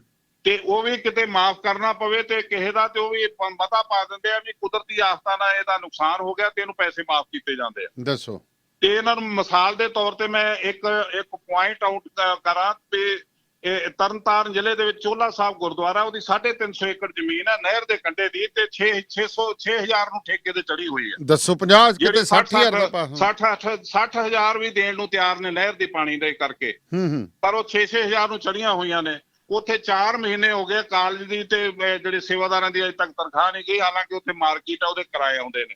ਤੇ ਭਾਈ ਸਾਹਿਬ ਨੂੰ ਮੈਂ ਦੱਸਣਾ ਚਾਹੁੰਦਾ ਵੀ ਇੱਥੇ ਤੁਹਾਡੇ ਵਰਗੇ ਗੁਰਸਿੱਖ ਬਹੁਤ RTI ਪਾ ਕੇ ਮੰਗਦੇ ਨੇ ਹਿਸਾਬ ਤੇ ਇਹ ਦੇ ਨਹੀਂ ਰਹੇ। ਤੇ ਜੇ ਮੇਰੇ ਵਰਗਾ ਲਗਾਤਾਰ TV ਤੇ ਰੇਡੀਓ ਤੇ ਬੋਲ ਰਿਹਾ ਤੇ ਜੇ ਮੈਂ ਝੂਠਾ ਹੋਵਾਂ ਤੇ ਮੈਨੂੰ ਦੂਸਰੇ ਦਿਨ ਮੈਨੂੰ ਕੋਰਟ 'ਚ ਖੜਾ ਕਰ ਸਕਦੇ ਆ। ਇਹ ਨਹੀਂ ਕਰਦੇ। ਤਾਂ ਤੁਸੀਂ ਸਾਡੇ ਤੇ ਯਕੀਨ ਕਰੋ, ਜਿਹੜੀ ਅਸੀਂ ਤੁਹਾਨੂੰ ਜਾਣਕਾਰੀ ਦੇਵਾਂਗੇ ਉਹ ਪਰਫੈਕਟ ਹੋਊਗੀ। ਜਿਹੜਾ ਕੋਰਟ ਦਾ ਕੰਮ ਹੁੰਦਾ ਜੀ, ਕੋਰਟਾਂ ਦੇ ਕੰਮ ਲੰਬੇ ਚੱਲਦੇ ਆ ਤੇ ਅਸੀਂ ਜਿਹੜਾ ਖੇੜਾ ਸਾਹਿਬ ਦਾ ਜਿਹੜਾ ਤੁਸੀਂ ਦੱਸਿਆ ਇਹਨਾਂ ਦਾ ਕੇਸ ਕੀਤਾ ਹੈ ਤੇ ਉਹ ਅਸੀਂ ਜਾਣਕਾਰੀ ਲੈਂਦੇ ਰਹਿੰਦੇ ਹਾਂ, ਲੇਕਿਨ ਸਾਨੂੰ ਕਦੀ ਕਿਸੇ ਨੇ ਨਾ ਤੇ ਸੰਪਰਕ ਕੀਤਾ ਤੇ ਨਾ ਹੀ ਕੋਈ ਉਹਦੇ ਵਿੱਚ ਕੋਈ ਇਹੋ ਜਿਹੀ ਮਿਹਨਤ ਕਰਨ ਵਾਲੀ ਜਾਂ ਸਾਡੇ ਸਹਿਯੋਗ ਵਾਲੀ ਕੋਈ ਗੱਲ ਹੈ ਨਹੀਂ। ਤੇ ਜਿਹੜੇ ਵਕੀਲ ਨੇ ਜਾਂ ਜਿਹੜੇ ਟੈਕਨੀਕਲ ਪੁਆਇੰਟ ਤੇ ਗੱਲ ਜਾਣਦੇ ਨੇ ਉਹੀ ਹੈਲਪ ਕਰ ਸਕਦੇ ਨੇ। ਤੇ ਉਹਨਾਂ ਦਾ ਕੇਸ ਬਿਲਕੁਲ ਠੀਕ ਹੈ, ਉਹਨਾਂ ਨੇ ਬਿਲਕੁਲ ਠੀਕ ਕੇਸ ਪਾਇਆ ਹੋਇਆ। ਜਿਹੜਾ ਹਿੰਦੁਸਤਾਨ ਦਾ ਇਲੈਕਸ਼ਨ ਕਮਿਸ਼ਨ ਹੈ ਉਹਨੂੰ ਉਹਨਾਂ ਨੇ ਪੁੱਛਿਆ ਕਿ ਵੀ ਤੂੰ ਇਹ ਇੱਕ ਪਾਰਟੀ ਆ ਤੇ ਉਹ ਧਰਮ ਦੇ ਨਾਂ ਤੇ ਵੀ ਲੁੱਟੀ ਜਾ ਰਹੀ ਆ ਤੇ ਪੋਲੀਟੀਕਲ ਤੌਰ ਤੇ ਵੀ, ਤੇ ਪਾਰਟੀ ਦਾ ਨਾਂ ਇੱਕ ਆ, ਪ੍ਰਧਾਨ ਇੱਕ ਆ, ਤੇ ਕਿਉਂ ਹੋ ਰਿਹਾ ਇਹ ਬਿਲਕੁਲ ਠੀਕ ਆ ਜੀ। ਇਹਨਾਂ ਨੇ ਤੀਸਰੀ ਗੱਲ ਕੀਤੀ ਆ ਕਿ ਜਿਹੜੇ ਇਕੱਠੇ ਹੋਣਗੇ ਕਿ ਨਹੀਂ, ਇਕੱਠੇ ਹੋਣਾ ਤੇ ਸੰਗਤ ਦਾ ਕੰਮ ਆ। ਤੇ ਅਸੀਂ ਜਿਹੜਾ ਸਹੁਰਾ ਜਿੰਨਾ ਵੀ ਸਾਨੂੰ ਤਜਰਬਾ ਹੋਇਆ ਉਹਦੇ ਵਿੱਚੋਂ ਅਸੀਂ ਇਹੀ ਕੱਢਿਆ ਕਿ ਅਸੀਂ ਸੰਗਤ ਇਕੱਠੀ ਹੋਊਗੀ, ਸੰਗਤ ਇਕੱਠੀ ਹੋ ਕੇ ਇੱਕ ਆਪਣਾ ਉਹ ਮੈਂਬਰ ਦੇਣਗੇ ਜਿਹਨੂੰ ਉਹ ਜਿਤਾਉਣਗੇ ਜੀ, ਜਿਹਨੂੰ ਉਹਨਾਂ ਨੇ ਵੋਟ ਪਾਉਣੀ ਆ, ਤੇ ਕੁਦਰਤੀ ਏਕਤਾ ਆਪਣੇ ਆਪ ਹੋ ਜਾਊਗੀ। ਜਿਹੜਾ ਇਲਾਕੇ ਚੋਂ ਸਿਰ ਕੱਢ ਬੰਦਾ ਆ ਉਹਨੂੰ ਟਿਕਟ ਅਸੀਂ ਦਿਆਂਗੇ, ਅਸੀਂ ਧਾਰਮਿਕ ਪਾਰਟੀ ਬਣਾ ਕੇ, ਤੇ ਉਹ ਭਾਵੇਂ ਕਿਸੇ ਵੀ ਗਰੁੱਪ ਦਾ ਹੋਵੇ, ਕੁਦਰਤੀ ਏਕਤਾ ਆਪਣੇ ਆਪ ਹੋਗੀ। ਜੇ ਅਸੀਂ ਗਰੁੱਪਾਂ ਦੇ ਨਾਲ ਕੋਟੇ ਵੰਡ ਲੈਨੇ ਆ ਤੇ ਉਹ ਆਪਣੀ ਮਰਜ਼ੀ ਨਾਲ ਜਿਹੜਾ ਉਹ ਉਤਾਰਦੇ ਨੇ ਉੱਥੇ ਕੈਂਡੀਡੇਟ, ਤੇ ਉਹ ਕੈਂਡੀਡੇਟ ਦੇ ਸਾਹਮਣੇ ਦੂਸਰੇ ਗਰੁੱਪ ਖੜਾ ਕਰ ਦਿੰਦੇ ਨੇ। ਸਾਨੂੰ ਉੱਥੇ ਹਾਰ ਦਾ ਸਾਹਮਣਾ ਕਰਨਾ ਪੈਂਦਾ। ਇੱਕ ਜਿਹੜੀ ਸਾਡੇ 'ਚ ਕਮੀ ਆਈ ਆ, ਅਸੀਂ ਪਿਛਲੇ ਦਿਨਾਂ ਦੇਖੀ ਆ, ਪਿੰਡਾਂ ਦੇ ਵਿੱਚ ਪੰਥਕ ਮੋਰਚੇ ਦੇ ਨਾਂ ਤੇ ਅਸੀਂ ਜਦੋਂ ਵੋਟ ਮੰਗੀ ਉਦੋਂ ਜਿਨ੍ਹਾਂ ਗੁਰਸਿੱਖ ਪਿਆਰਿਆਂ ਨੇ ਵੋਟ ਪਾਉਣੀ ਸੀ ਟਾਈਮ ਤੇ ਪਾ ਦਿੱਤੀ ਜੀ। ਜਦੋਂ ਟਾਈਮ ਤੇ ਪਾ ਦਿੱਤੀ ਤੇ 11-12 ਵਜੇ ਤੱਕ ਤੇ 6 ਵਜੇ ਤੱਕ ਬਾਦਲ ਦੇ ਬੂਥ ਸੀ, ਬਾਦਲ ਦੇ ਬੰਦੇ, ਬਾਦਲ ਦੇ ਪਾਉਣ ਵਾਲੇ, ਤੇ ਜਾਲੀ ਵੋਟਾਂ ਪਵਾਈ ਗਏ ਜੀ। ਪਰ ਚੰਗੀ ਗੱਲ ਸੀ ਵੀ ਉਹਨਾਂ ਟਾਈਮ 'ਚ, ਉਸ ਟਾਈਮ 'ਚ ਵੀ ਸਾਨੂੰ ਨਾ ਤੇ ਸਾਡੇ ਕੋਲ ਏਕਤਾ ਸੀ, ਨਾ ਸਾਡੇ ਕੋਲ ਪੈਸਾ ਸੀ, ਨਾ ਸਾਡੇ ਕੋਲ ਟਾਈਮ ਸੀ। ਸਾਨੂੰ 23 ਦਿਨ ਦਾ ਟਾਈਮ ਮਿਲਿਆ, ਪਰ ਸਾਨੂੰ 43% ਵੋਟ ਉਦੋਂ ਵੀ ਮਿਲੀ ਤੇ 33 ਸੀਟਾਂ ਅਸੀਂ ਹਾਊਸ ਦੇ ਵਿੱਚ ਪਹੁੰਚਾਉਣ 'ਚ ਕਾਮਯਾਬ ਹੋ ਗਏ ਜੀ। ਬਹੁਤ ਅੱਜ ਤੇ ਬਹੁਤ ਕੁਝ ਬਦਲਿਆ ਪਿਆ। ਅੱਜ ਤੇ ਸਾਨੂੰ 2.5 ਸਾਲ ਤੇ ਮੈਨੂੰ ਹੋ ਗਏ ਪਿੰਡਾਂ ਜਾਂਦੇ ਨੂੰ। ਤੋ ਇਸ ਤਰੀਕੇ ਨਾਲ ਅਸੀਂ ਇਹ ਜਿਹੜੀਆਂ ਇਹ ਪ੍ਰੋਬਲਮਾਂ ਨੇ, ਜਿਹੜੇ ਗੁਰਸਿੱਖ ਵੀਰ ਜਿਸ ਤਰ੍ਹਾਂ ਦੇ ਇੱਥੇ ਸਵਾਲ ਕਰਨ ਵਾਲੇ ਆਏ ਨੇ, ਮੈਂ ਇਹਨਾਂ ਨੂੰ ਬੇਨਤੀ ਕਰਦਾ ਵੀ ਸਾਰੇ ਮਸਲੇ ਰਣਜੀਤ ਸਿੰਘ ਨਹੀਂ ਹੱਲ ਕਰ ਸਕਦਾ, ਇਹ ਪੰਥ ਕਰੂਗਾ। ਬਿਲਕੁਲ ਇਹ ਬਹੁਤ ਵੱਡੀ ਪਲੇਟਫਾਰਮ ਮਿਲ ਗਿਆ। ਬਿਲਕੁਲ ਜਥੇਦਾਰ ਸਾਹਿਬ, ਇਹ ਤੁਸੀਂ ਬਹੁਤ ਵੱਡੀ ਗੱਲ ਕੀਤੀ ਹੈ ਕਿ ਇੱਕ ਬੰਦੇ ਦੇ ਕੋਈ ਨਹੀਂ ਕੁਝ ਕਰ ਸਕਦਾ ਜਿੰਨੀ ਦੇਰ ਅਸੀਂ ਨਹੀਂ ਤੁਰਾਂਗੇ, ਸਾਨੂੰ ਜਾਗਣਾ ਪਏਗਾ। ਬਜਾਏ ਸਹਿਯੋਗ ਕਰੋ, ਰਾਹ ਰੋਕਣ ਦੀ ਬਜਾਏ ਸਹਿਯੋਗ ਕਰੋ ਤੇ ਦਲੀਲ ਨਾਲ ਅਪੀਲ ਨਾਲ ਆਪਣੇ ਮਸਲੇ ਜਿਹੜੇ ਆ ਉਹ ਤੁਸੀਂ ਅਕਾਲ ਤਖਤ ਤੇ ਹੱਲ ਕਰ ਸਕਦੇ ਹੋ, ਜਦੋਂ ਅਕਾਲ ਤਖਤ ਸੁਤੰਤਰ ਹੋਵੇ, ਜਦੋਂ ਅਕਾਲ ਤਖਤ ਨੂੰ ਇਜਾਜ਼ਤ ਹੋਵੇ ਪ੍ਰਮਾਤਮਾ ਵੱਲੋਂ, ਗੁਰੂ ਵੱਲੋਂ ਕਿ ਤੂੰ ਗੁਰਮਤਾ ਕਰ ਸਕਦਾ ਜੀ। ਤੇ ਹਾਲੀ ਤੇ ਇਜਾਜ਼ਤ ਬਾਦਲ ਦਿੰਦਾ, ਤੇ ਬਾਦਲ ਜੇ ਕਵੇ ਕਿ ਰਾਮ ਰਹੀਮ ਨੂੰ ਕਲੀਨ ਚਿੱਟ ਦੇਣੀ ਤੇ 5 ਪਿਆਰੇ ਉਹਦੇ ਘਰ ਆ ਜਾਂਦੇ ਆ, ਦੱਸੋ ਅਸੀਂ ਜਸਟਿਸ ਕਿੱਥੋਂ ਲਵਾਂਗੇ? ਵੀ ਜੇ ਤੁਸੀਂ ਇਹ ਮੈਨੂੰ ਸਵਾਲ ਕਰਦੇ ਵੀ ਤੁਸੀਂ ਕੀ ਦਿਓਗੇ, ਤੇ ਅੱਜ ਤੁਹਾਨੂੰ ਸਭ ਕੁਝ ਠੀਕ ਮਿਲ ਰਿਹਾ ਜੀ, ਅੱਜ ਤੁਸੀਂ ਆਪਣੀ ਮਰਜ਼ੀ ਨਾਲ ਸਾਰਾ ਕੁਝ ਲਾਗੂ ਕਰਵਾ ਪਾ ਰਹੇ ਹੋ। ਜੇ ਨਹੀਂ ਕਰਵਾ ਪਾ ਰਹੇ ਤੇ ਸਾਡੇ ਨਾਲ ਤੁਰੋ, ਸਾਡੀ ਜਿੱਥੇ ਕਮੀਆਂ ਸਾਨੂੰ ਦੱਸੋ, ਅਸੀਂ ਤੁਹਾਡੇ ਨਾਲ ਸਹਿਯੋਗ ਕਰਨ ਨੂੰ ਤਿਆਰ ਆ। ਕਿਤੇ ਅਸੀਂ 40 ਸਾਲ ਦੀ ਮੇਰੀ ਲਾਈਫ ਤੁਹਾਡੇ ਸਾਹਮਣੇ ਆ, ਤੁਸੀਂ ਦੱਸੋ ਇੱਕ ਤੇ ਲਾਲਚ ਕੀਤਾ ਹੋਵੇ, ਕਿਸੇ ਨੂੰ ਲੁੱਟ ਲਿਆ ਹੋਵੇ, ਕਿਸੇ ਦਾ ਨੁਕਸਾਨ ਕੀਤਾ ਹੋਵੇ, ਜਾਂ ਗੁਰੂ ਦੇ ਸਿਧਾਂਤ ਦੇ ਵਿਰੁੱਧ ਵਗੇ ਹੋਈ ਹੈ ਕਿਤੇ, ਜੀ ਤਾਂ ਗੱਲ ਕਰੋ ਜੀ। ਜਥੇਦਾਰ ਸਾਹਿਬ, ਜਿਹੜੇ ਮਸਲੇ ਨੇ ਪ੍ਰਾਤਨ ਜਿਹੜੇ ਸਦੀਆਂ ਤੋਂ ਚੱਲੇ ਆ ਰਹੇ ਨੇ, ਉਹ ਇੱਕ ਵਿਅਕਤੀ ਨਹੀਂ ਹੱਲ ਕਰ ਸਕਦਾ, ਜਾਂ ਇੱਕ ਵਿਅਕਤੀ ਦੇ ਜੁੰਮੇ ਨਾ ਲਾਓ ਕਿ ਇਹੀ ਠੀਕ ਕਰੇ ਤਾਂ ਅਸੀਂ ਕਰ ਸਕਦੇ ਹਾਂ। ਅਸੀਂ ਤੇ ਜਿਹੜੀ ਗੱਲ ਆ ਉਹ ਬਾਦਲੀਲ ਤੇ ਗੁਰਮਤ ਅਨੁਸਾਰ ਕਰਾਂਗੇ, ਤੇ ਗੁਰਮਤ ਅਨੁਸਾਰ ਜਿਹੜੇ ਗੁਰੂ ਨਾਲ ਕਮਿਟਮੈਂਟ ਰੱਖਦੇ ਨੇ ਉਹ ਅਕਾਲ ਤਖਤ ਤੇ ਬੈਠ ਕੇ ਇਹਦਾ ਛਾਨਣਾ ਲਾ ਲੈਣ, ਇਹਦੇ ਵਿੱਚੋਂ ਕਲੀਅਰ ਕਰ ਲੈਣ ਕੀ ਇਹ ਸਹੀ ਆ, ਕੀ ਗੁਰਮਤ ਅਨੁਸਾਰ ਆ, ਕੀ ਗੁਰਮਤ ਦੇ ਵਿਰੁੱਧ ਆ। ਉਹਦੇ ਬਾਅਦ ਅਕਾਲ ਤਖਤ ਦੇ ਉੱਤੇ 5 ਸਿੰਘਾਂ ਦੀ ਮੋਹਰ ਲੱਗ ਜਾਂਦੀ ਆ, ਤੇ ਪ੍ਰਸ਼ਾਦ ਵਰਤਾ ਕੇ ਆਨੰਦ ਸਾਹਿਬ ਦਾ ਪਾਠ ਕਰਕੇ ਉਹ ਅਕਾਲ ਤਖਤ ਤੋਂ ਗੁਰਮਤਾ ਕਲੀਅਰ ਕਰ ਦਿੱਤਾ ਜਾਂਦਾ। ਸੰਗਤ ਉਹਨੂੰ ਸਿਰ ਤੇ ਰੱਖ ਕੇ ਮੰਨਦੀ ਆ। ਪ੍ਰੋਸੀਜਰ ਇਹ ਆ ਬਿਲਕੁਲ। ਉਸ ਪ੍ਰੋਸੀਜਰ ਨੂੰ ਅਪਣਾਉਣ ਲਈ ਸਾਡਾ ਸਹਿਯੋਗ ਕਰੋ। ਇਹ ਜਿਹੜੇ ਗਿਲੇ ਸ਼ਿਕਵੇ ਬਾਅਦ ਚ ਕਰਿਓ ਜੀ। 98-149 ਤੇ ਤੁਸੀਂ ਆਨ 에ਅਰ ਹੋ ਜੀ, ਓਵਰਸੀਜ਼ ਕਾਲ ਸਕੈਚਵਨ ਤੋਂ ਜੀ। ਸਤਿ ਸ੍ਰੀ ਅਕਾਲ ਦਾਨੇਵਾਲ ਸਾਹਿਬ, ਤੁਹਾਨੂੰ ਤੇ ਜਥੇਦਾਰ ਸਾਹਿਬ ਨੂੰ ਸਤਿ ਸ੍ਰੀ ਅਕਾਲ ਜੀ। ਕੌਣ ਸਾਹਿਬ ਬੋਲਦੇ ਹੋ ਜੀ? ਵਾਹਿਗੁਰੂ ਜੀ ਕਾ ਖਾਲਸਾ, ਵਾਹਿਗੁਰੂ ਜੀ ਕੀ ਫਤਿਹ। ਗੱਲ ਇਹ ਮੈਂ ਕਰਨੀ ਸੀ ਕਿ ਜਦੋਂ ਮੈਂ ਜਥੇਦਾਰ ਸਾਹਿਬ ਹੋਰਾਂ ਨੂੰ ਬੇਨਤੀ ਕਰਦਾ, ਪੁੱਛਣਾ ਚਾਹੁੰਦਾ ਹੈ ਕਿ ਜਦੋਂ ਤੁਹਾਨੂੰ ਜੇਲ੍ਹ ਦੇ ਵਿੱਚੋਂ ਤੁਸੀਂ ਬਾਹਰ ਆਏ ਆ ਤੇ ਤੁਹਾਨੂੰ ਜਥੇਦਾਰ ਟੌਹੜਾ ਤੁਹਾਨੂੰ ਆਪਣਾ ਬਣਾ ਕੇ ਲੈ ਕੇ ਆਇਆ ਹੈਗਾ ਅਕਾਲ ਤਖ਼ਤ ਦਾ ਜਥੇਦਾਰ ਸਾਹਿਬ। ਤੁਸੀਂ ਉਦੋਂ ਆਏ ਆ, ਤੁਸੀਂ ਉਦੋਂ ਤੋਂ ਪਹਿਲੀ ਗੱਲ ਇਸ ਤੋਂ ਪਹਿਲਾਂ ਕੀ ਪੁੱਛਣਾ ਚਾਹੁੰਦਾ ਸੀ ਵੀ ਦੱਸਿਓ ਕਿ ਜਿਹੜੀ ਸ਼੍ਰੋਮਣੀ ਕਮੇਟੀ ਉੱਪਰ ਆ ਜਾਂ ਜਿਹੜਾ ਜਥੇਦਾਰ ਆਪਣਾ ਹਰਿਮੰਦਰ ਸਾਹਿਬ ਦੇ ਵਿੱਚ ਜਥੇਦਾਰ ਉੱਪਰ ਹੈਗਾ, ਸ਼੍ਰੋਮਣੀ ਕਮੇਟੀ ਥੱਲੇ ਹੈਗੀ ਆ ਵੀ ਉਹ ਉਹਦੇ ਅੰਡਰ ਚੱਲਦੀ ਹੈਗੀ ਆ। ਇੱਕ ਤਾਂ ਇਹਦਾ ਜਵਾਬ ਦੇ ਦਿਓ। ਬਾਕੀ ਇਹ ਸੀਗਾ ਕਿ ਜਦੋਂ ਤੁਹਾਨੂੰ ਉਹ ਲੈ ਕੇ ਆਏ ਆ ਉਸ ਤੋਂ ਬਾਅਦ ਇਹਨਾਂ ਨੇ ਚੰਦੂ ਮਾਜਰੇ ਹੁਣ ਜਿਹੜੇ 12-14 MLA ਸੀਗੇ ਬਾਦਲ ਨੂੰ ਖੂੰਜੇ ਲਾਉਣ ਦੀ ਖਾਤਰ 1-2 ਥੋਤੋਂ ਹੁਕਮਨਾਮੇ ਵੀ ਇਹਨਾਂ ਨੇ ਕਰਾਏ ਹੈਗੇ ਆ ਵੀ ਭਾਈ ਤੁਸੀਂ ਇਕੱਠੇ ਹੋ ਜਾਓ ਜਦੋਂ ਤੱਕ ਸ਼ਤਾਬਦੀ ਮਨਾਉਣੀ ਹੈ ਦਿਸ ਐਂਡ ਦੈਟ। ਤੁਸੀਂ ਉਦੋਂ ਉਹ ਕੰਮ ਹੀ ਕੀਤਾ ਜੋ ਤੁਹਾਨੂੰ ਜਥੇਦਾਰ ਟੌਹੜਾ ਕਹਿੰਦੇ ਸੀਗੇ। ਤੁਸੀਂ ਉਹਨਾਂ ਦੀ ਅਗਵਾਈ ਥੱਲੇ ਕੰਮ ਕੀਤਾ ਹੈਗਾ, ਪਰ ਤੁਸੀਂ ਉਹਨਾਂ ਤੋਂ ਉੱਪਰ ਹੋ ਕੇ ਨਹੀਂ ਕੰਮ ਕੀਤਾ ਵੀ ਭਾਈ ਸਾਹਿਬ ਸੁਣ, ਤੂੰ ਸ਼੍ਰੋਮਣੀ ਕਮੇਟੀ ਦਾ ਪ੍ਰਧਾਨ ਆ, ਮੈਂ ਅਕਾਲ ਤਖ਼ਤ ਸਾਹਿਬ ਦਾ ਜਥੇਦਾਰ ਆ, ਮੈਂ ਤੇਰਾ ਨੌਕਰ ਨੀ ਗਾ। ਤੁਸੀਂ ਉਦੋਂ ਉਹਨਾਂ ਨੇ ਉਹ ਕੁਛ ਹੀ ਕੀਤਾ। ਤੁਸੀਂ ਜਦੋਂ ਜੋ ਤੁਹਾਨੂੰ ਆਪਣੇ ਟੌਹੜਾ ਸਾਹਿਬ ਨੇ ਕਿਹਾ, ਤੁਹਾਨੂੰ ਇਹ ਵੀ ਪਤਾ ਇਮਾਨਦਾਰੀ ਨਾਲ ਦੱਸ ਦਿਓ ਕਿ ਜਥੇਦਾਰ ਟੌਹੜਾ ਨੇ ਜਿੰਨਾ ਚਿਰ ਸ਼੍ਰੋਮਣੀ ਕਮੇਟੀ ਦਾ ਪ੍ਰਧਾਨ ਰਿਹਾ ਉਹਨੇ ਸਿੱਖ ਧਰਮ ਦਾ ਕਿੰਨਾ ਨੁਕਸਾਨ ਕੀਤਾ। ਨਾਲ ਤੁਸੀਂ ਇਹ ਦੱਸ ਦਿਓ ਵੀ ਜਦੋਂ ਉਹ MLA ਨੇ ਅਸਤੀਫਾ ਦਿੱਤਾ ਉਸ ਤੋਂ ਬਾਅਦ ਹੀ ਬਾਦਲ ਨੇ ਸ਼੍ਰੋਮਣੀ ਕਮੇਟੀ ਤੋਂ ਤੁਹਾਨੂੰ ਹਟਾਇਆ ਹੈਗਾ ਜਦੋਂ ਉਹਦੀ ਬਹੁਮਤ ਉਹਦੀ ਹੋਈ ਹੈ। ਜੀ ਮਿਹਰਬਾਨੀ।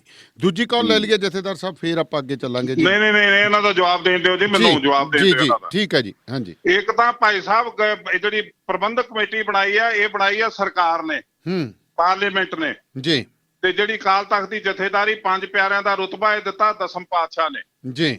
ਦੂਸਰੀ ਗੱਲ ਹੈ ਕਿ ਇਹਨਾਂ ਦੀ ਏਕਤਾ ਲਈ ਅਗਰ ਗੁਰਮਤਾ ਕੀਤਾ ਤੇ ਉਹ ਮੈਂ ਕੀਤਾ ਸੀ ਕਿ 14 ਤਰੀਕ ਤੱਕ ਵਿਸਾਖੀ ਤੱਕ ਨਾ ਲੜੋ, ਉਹਦੇ ਬਾਅਦ ਜਿਤਨਾ ਮਰਜ਼ੀ ਲੜਦੇ ਰਹੋ। ਤੇ ਉਹ ਇਸ ਕਰਕੇ ਨਾ ਲੜੋ ਕਿਉਂਕਿ ਸ਼ਤਾਬਦੀ ਆ ਗਈ ਆ ਜੀ, ਤੇ ਸ਼ਤਾਬਦੀ ਆਈ 300 ਸਾਲ ਬਾਅਦ ਜੀ। ਇਹ ਸ਼ਤਾਬਦੀ ਨੂੰ ਪ੍ਰਬੰਧਕ ਕਮੇਟੀ ਰਾਹੀਂ ਸਰਕਾਰ ਰਾਹੀਂ ਆਰਾਮ ਨਾਲ ਮਨਾ ਲਓ ਤੇ ਫਿਰ ਉਹਦੇ ਬਾਅਦ ਲੜ ਦਿਓ। 14 ਤਰੀਕ ਨੂੰ ਇਹ ਰਿਟਨ ਚ ਆ ਸਾਰਾ ਕੁਝ ਜੀ, ਤੇ ਗੁਰਮਤਾ ਇਹ ਅਕਾਲ ਤਖ਼ਤ ਦਾ ਜਦੋਂ ਤੁਸੀਂ ਚਾਹੋ ਮੈਂ ਤੁਹਾਨੂੰ ਈਮੇਲ ਤੇ ਭੇਜ ਸਕਦਾ ਜੀ। ਇਹਦੇ ਵਿੱਚ ਮੈਂ ਉਹਦੀ ਕਿੰਨੀ ਕੁ ਪ੍ਰਸ਼ੰਸਾ ਲੁੱਟ ਲਈ ਟੌਹੜੇ ਦੀ ਤੇ ਕੀ ਉਹ ਤੋਂ ਮੈਂ ਪ੍ਰਾਪਤ ਕਰ ਲਿਆ, ਉਹਦੇ ਪੱਲੇ ਕੀ ਸੀ। ਜੇ ਮੈਂ ਲੈਣਾ ਹੁੰਦਾ ਤੇ ਬਾਦਲ ਤੋਂ ਲੈਂਦਾ ਜੀ। ਤੇ ਜੇ ਮੈਂ ਅਕਾਲ ਤਖ਼ਤ ਤੋਂ ਇੰਨੀ ਗੱਲ ਵੀ ਨਹੀਂ ਕਰਨੀ ਵੀ ਤੁਸੀਂ ਏਕਤਾ ਰੱਖੋ, ਦੋਵੇਂ ਧਿਰਾਂ ਪ੍ਰਬੰਧਕ ਕਮੇਟੀ ਤੇ ਅਕਾਲੀ ਦਲ ਆਪਣਾ ਸਰਕਾਰ ਇਕੱਠੇ ਸ਼ਤਾਬਦੀ ਮਨਾਓ ਤੇ ਜਥੇਦਾਰ ਨੂੰ ਤੁਸੀਂ ਕੀ ਕਹਿੰਦੇ ਕੱਲ ਨੂੰ ਜੀ। ਤੇ ਇਹ ਜਿਹੜੀਆਂ ਗੱਲਾਂ ਤੁਸੀਂ ਇੱਕ ਆਪਣੇ ਗਰੁੱਪ ਦੇ ਵਿੱਚ ਆ ਕੇ ਕਰ ਰਹੇ ਹੋ, ਇਹ ਕੋਈ ਦਲੀਲ ਜਾਂ ਅਪੀਲ ਨਹੀਂ ਹੈਗੀ। ਇਹ ਜਿਹੜਾ ਸਾਰੇ ਸੰਸਾਰ ਜਾਣਦਾ ਅਸੀਂ ਕੀ ਉਹਦੇ ਚੋਂ ਖੱਟਿਆ ਕੀ ਪਾਇਆ। ਤੇ ਜੇ ਇਹ ਗੱਲ ਗਲਤ ਸੀ ਵੀ ਏਕਤਾ ਕਰ ਲੋ, ਇਹ ਗੱਲ ਗਲਤ ਸੀ ਤੇ ਬਾਅਦ ਚ ਇਹ ਖੇ ਖਾਣ ਨੂੰ ਇਕੱਠੇ ਹੋਏ, ਸਰੋਪੇ ਨਹੀਂ ਪਾਏ ਨਾ ਇੱਕ ਦੂਸਰੇ ਦੇ ਗਲ ਚ, ਲੱਡੂ ਨਹੀਂ ਪਾਏ ਇਹਨਾਂ ਨੇ ਇੱਕ ਦੂਸਰੇ ਦੇ ਮੂੰਹ ਚ, ਕਾਹਦੇ ਲਈ ਇਕੱਠੇ ਹੋਏ ਜੀ? ਕਿਉਂਕਿ ਸਰਕਾਰ ਟੁੱਟ ਗਈ, ਸੈਂਟਰ ਦੀ ਵਜ਼ਾਰਤ ਗਈ ਜੀ। ਇਹਦੀ ਆਪਣੀ ਸਰਕਾਰ ਜਦੋਂ ਲੰਗੜਾ ਹੋ ਗਿਆ ਉਦੋਂ ਉਸੇ ਟੌਹੜੇ ਦੇ ਘਰ 'ਚ ਖੇ ਖਾਣ ਗਿਆ ਸੀ ਬਾਦਲ ਜੀ। ਉਦੋਂ ਕੀ ਲੈਣ ਗਿਆ ਸੀ ਇਹ? ਤੇ ਫਿਰ ਅਕਾਲ ਤਖ਼ਤ ਦਾ ਜਥੇਦਾਰ ਕਿਵੇਂ ਮਾੜਾ ਹੋ ਗਿਆ ਜੀ?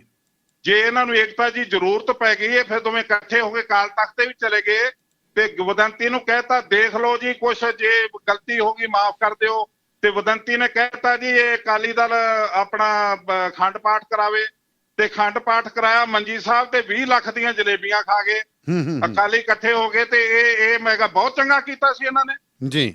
ਸਰਦਾਰ ਸਾਹਿਬ ਤੁਸੀਂ ਧੜੇ ਦੀ ਗੱਲ ਕਰ ਰਹੇ ਹੋ, ਧਰਮ ਦੀ ਗੱਲ ਕਰੋ ਜੀ। ਅਸੀਂ ਕਿਤੇ ਨਿੱਕੇ ਪੈਸੇ ਦੇ ਰਵੇਦਾਰ ਨਹੀਂ। ਸਾਡਾ ਕੋਈ ਬਾਦਲ ਦੀ ਕਮੇਟੀ ਆ, ਜੇ ਇੱਕ ਨਿੱਕੇ ਪੈਸੇ ਦਾ ਹਿਸਾਬ ਕੱਢ ਕੇ ਦੱਸ ਦੇ ਰਣਜੀਤ ਸਿੰਘ ਖਾਤੇ ਤਨਖਾਹ ਲਈ ਹੋਵੇ, ਰਣਜੀਤ ਸਿੰਘ ਨੇ ਕੋਈ ਬਿੱਲ ਪਾਇਆ ਹੋਵੇ, ਰਣਜੀਤ ਸਿੰਘ ਖਾ ਗਿਆ ਹੋਵੇ ਜੀ ਜੀ। ਅਸੀਂ ਗੁਰੂ ਦੇ ਆ, ਗੁਰੂ ਦੇ ਰਹਾਂਗੇ ਜੀ। ਕਿਸੇ ਵਿਅਕਤੀ ਦੇ ਨਾਂ ਬਣਿਆ ਤੇ ਨਾ ਬਣਾਂਗੇ ਜੀ। ਜਿਹੜੀ ਗੱਲ ਕਰਨੀ ਹੈ ਵੱਜ ਕੇ ਕਰੋ, ਸਾਨੂੰ ਦੱਸੋ ਕਿੱਥੇ ਅਸੀਂ ਗਲਤ ਹਾਂ। ਬਿਲਕੁਲ ਤੁਸੀਂ ਸਵਾਲ ਕਰ ਸਕਦੇ ਹੋ ਜੀ, ਖੁੱਲਾ ਮੰਚ ਹੈ। ਬਿਲਕੁਲ ਜਥੇਦਾਰ ਸਾਹਿਬ ਵੀ ਖੁੱਲੇ ਸਵਾਲ ਦੇਣ ਦੇ ਰੌ ਦੇ ਵਿੱਚ ਅੱਜ ਨੇ 98-149 ਤੇ 92-164 ਤੇ ਆਉਣੇ ਰਹੋ ਜੀ ਤੁਸੀਂ। ਸਤਿ ਸ੍ਰੀ ਅਕਾਲ, ਕੌਣ ਸਾਹਿਬ ਬੋਲ ਰਹੇ ਹੋ? ਸਤਿ ਸ੍ਰੀ ਅਕਾਲ ਜੀ, ਮੈਂ ਅਰਮਾਨਾ ਲਵੇਲ ਸਿੰਘ ਤੋਂ ਸੁਖਦੀਪ ਬੋਲਦਾ ਜੀ ਬਿਲਕੁਲ ਨਾਲ ਜੀ ਜੀ। ਹਾਂਜੀ, ਮੇਰੇ ਖਾਲਸਾ ਜੀ ਨੂੰ ਇਹੀ ਸਵਾਲ ਆ ਵੀ ਜਿਹੜੇ ਮੰਨ ਲਓ ਵੀ ਅਸੀਂ 41-42 ਸਾਲ ਦੀ ਉਮਰ ਆ ਸਾਡੀ ਜੀ, ਤੇ ਜਾਂ ਅਸੀਂ ਜਾਂ ਸਾਡੇ ਤੋਂ ਛੋਟੇ, ਉਹ ਤਾਂ ਬਿਲਕੁਲ ਗੱਲ ਨੂੰ ਸਮਝਦੇ ਆ ਵੀ ਠੀਕ ਹੈ ਵੀ ਬਾਦਲ ਨੇ ਕੀ ਨੁਕਸਾਨ ਕੀਤੇ ਆ। ਬਿਲਕੁਲ ਮੈਂ ਸਿੱਧਾ ਨਾਂ ਲਊਂ ਬਾਦਲ ਦਾ ਵੀ ਨੁਕਸਾਨ ਕੀਤਾ ਸਾਡੇ ਸਿੱਖ ਕੌਮ ਦਾ, ਅਸੀਂ ਪੜ੍ਹਿਆ ਵੀ ਹੈ। ਪਰ ਜਿਹੜੇ ਸਾਨੂੰ ਵੱਡੇ ਸਾਡੇ ਬਜ਼ੁਰਗ ਹੈ ਉਹੀ ਸਾਨੂੰ ਦੱਸਦੇ ਧਰਮ ਨੂੰ ਮੰਨੋ, ਗੁਰਦੁਆਰਿਆਂ ਨੂੰ ਮੰਨੋ, ਤੀਰਥਾਂ ਤੇ ਜਾਓ, ਤੇ ਉਹ ਬਾਦਲ ਨੂੰ ਮਾੜਾ ਨਹੀਂ ਕਹਿੰਦੇ। ਉਹਨਾਂ ਨੂੰ ਤੁਸੀਂ ਕਿਵੇਂ ਕਨਵਿੰਸ ਕਰੋਗੇ? ਉਹਨਾਂ ਦੀ ਵੋਟ ਤੁਸੀਂ ਕਿਵੇਂ ਆਪਦੇ ਵੱਲ ਖਿੱਚੋਗੇ?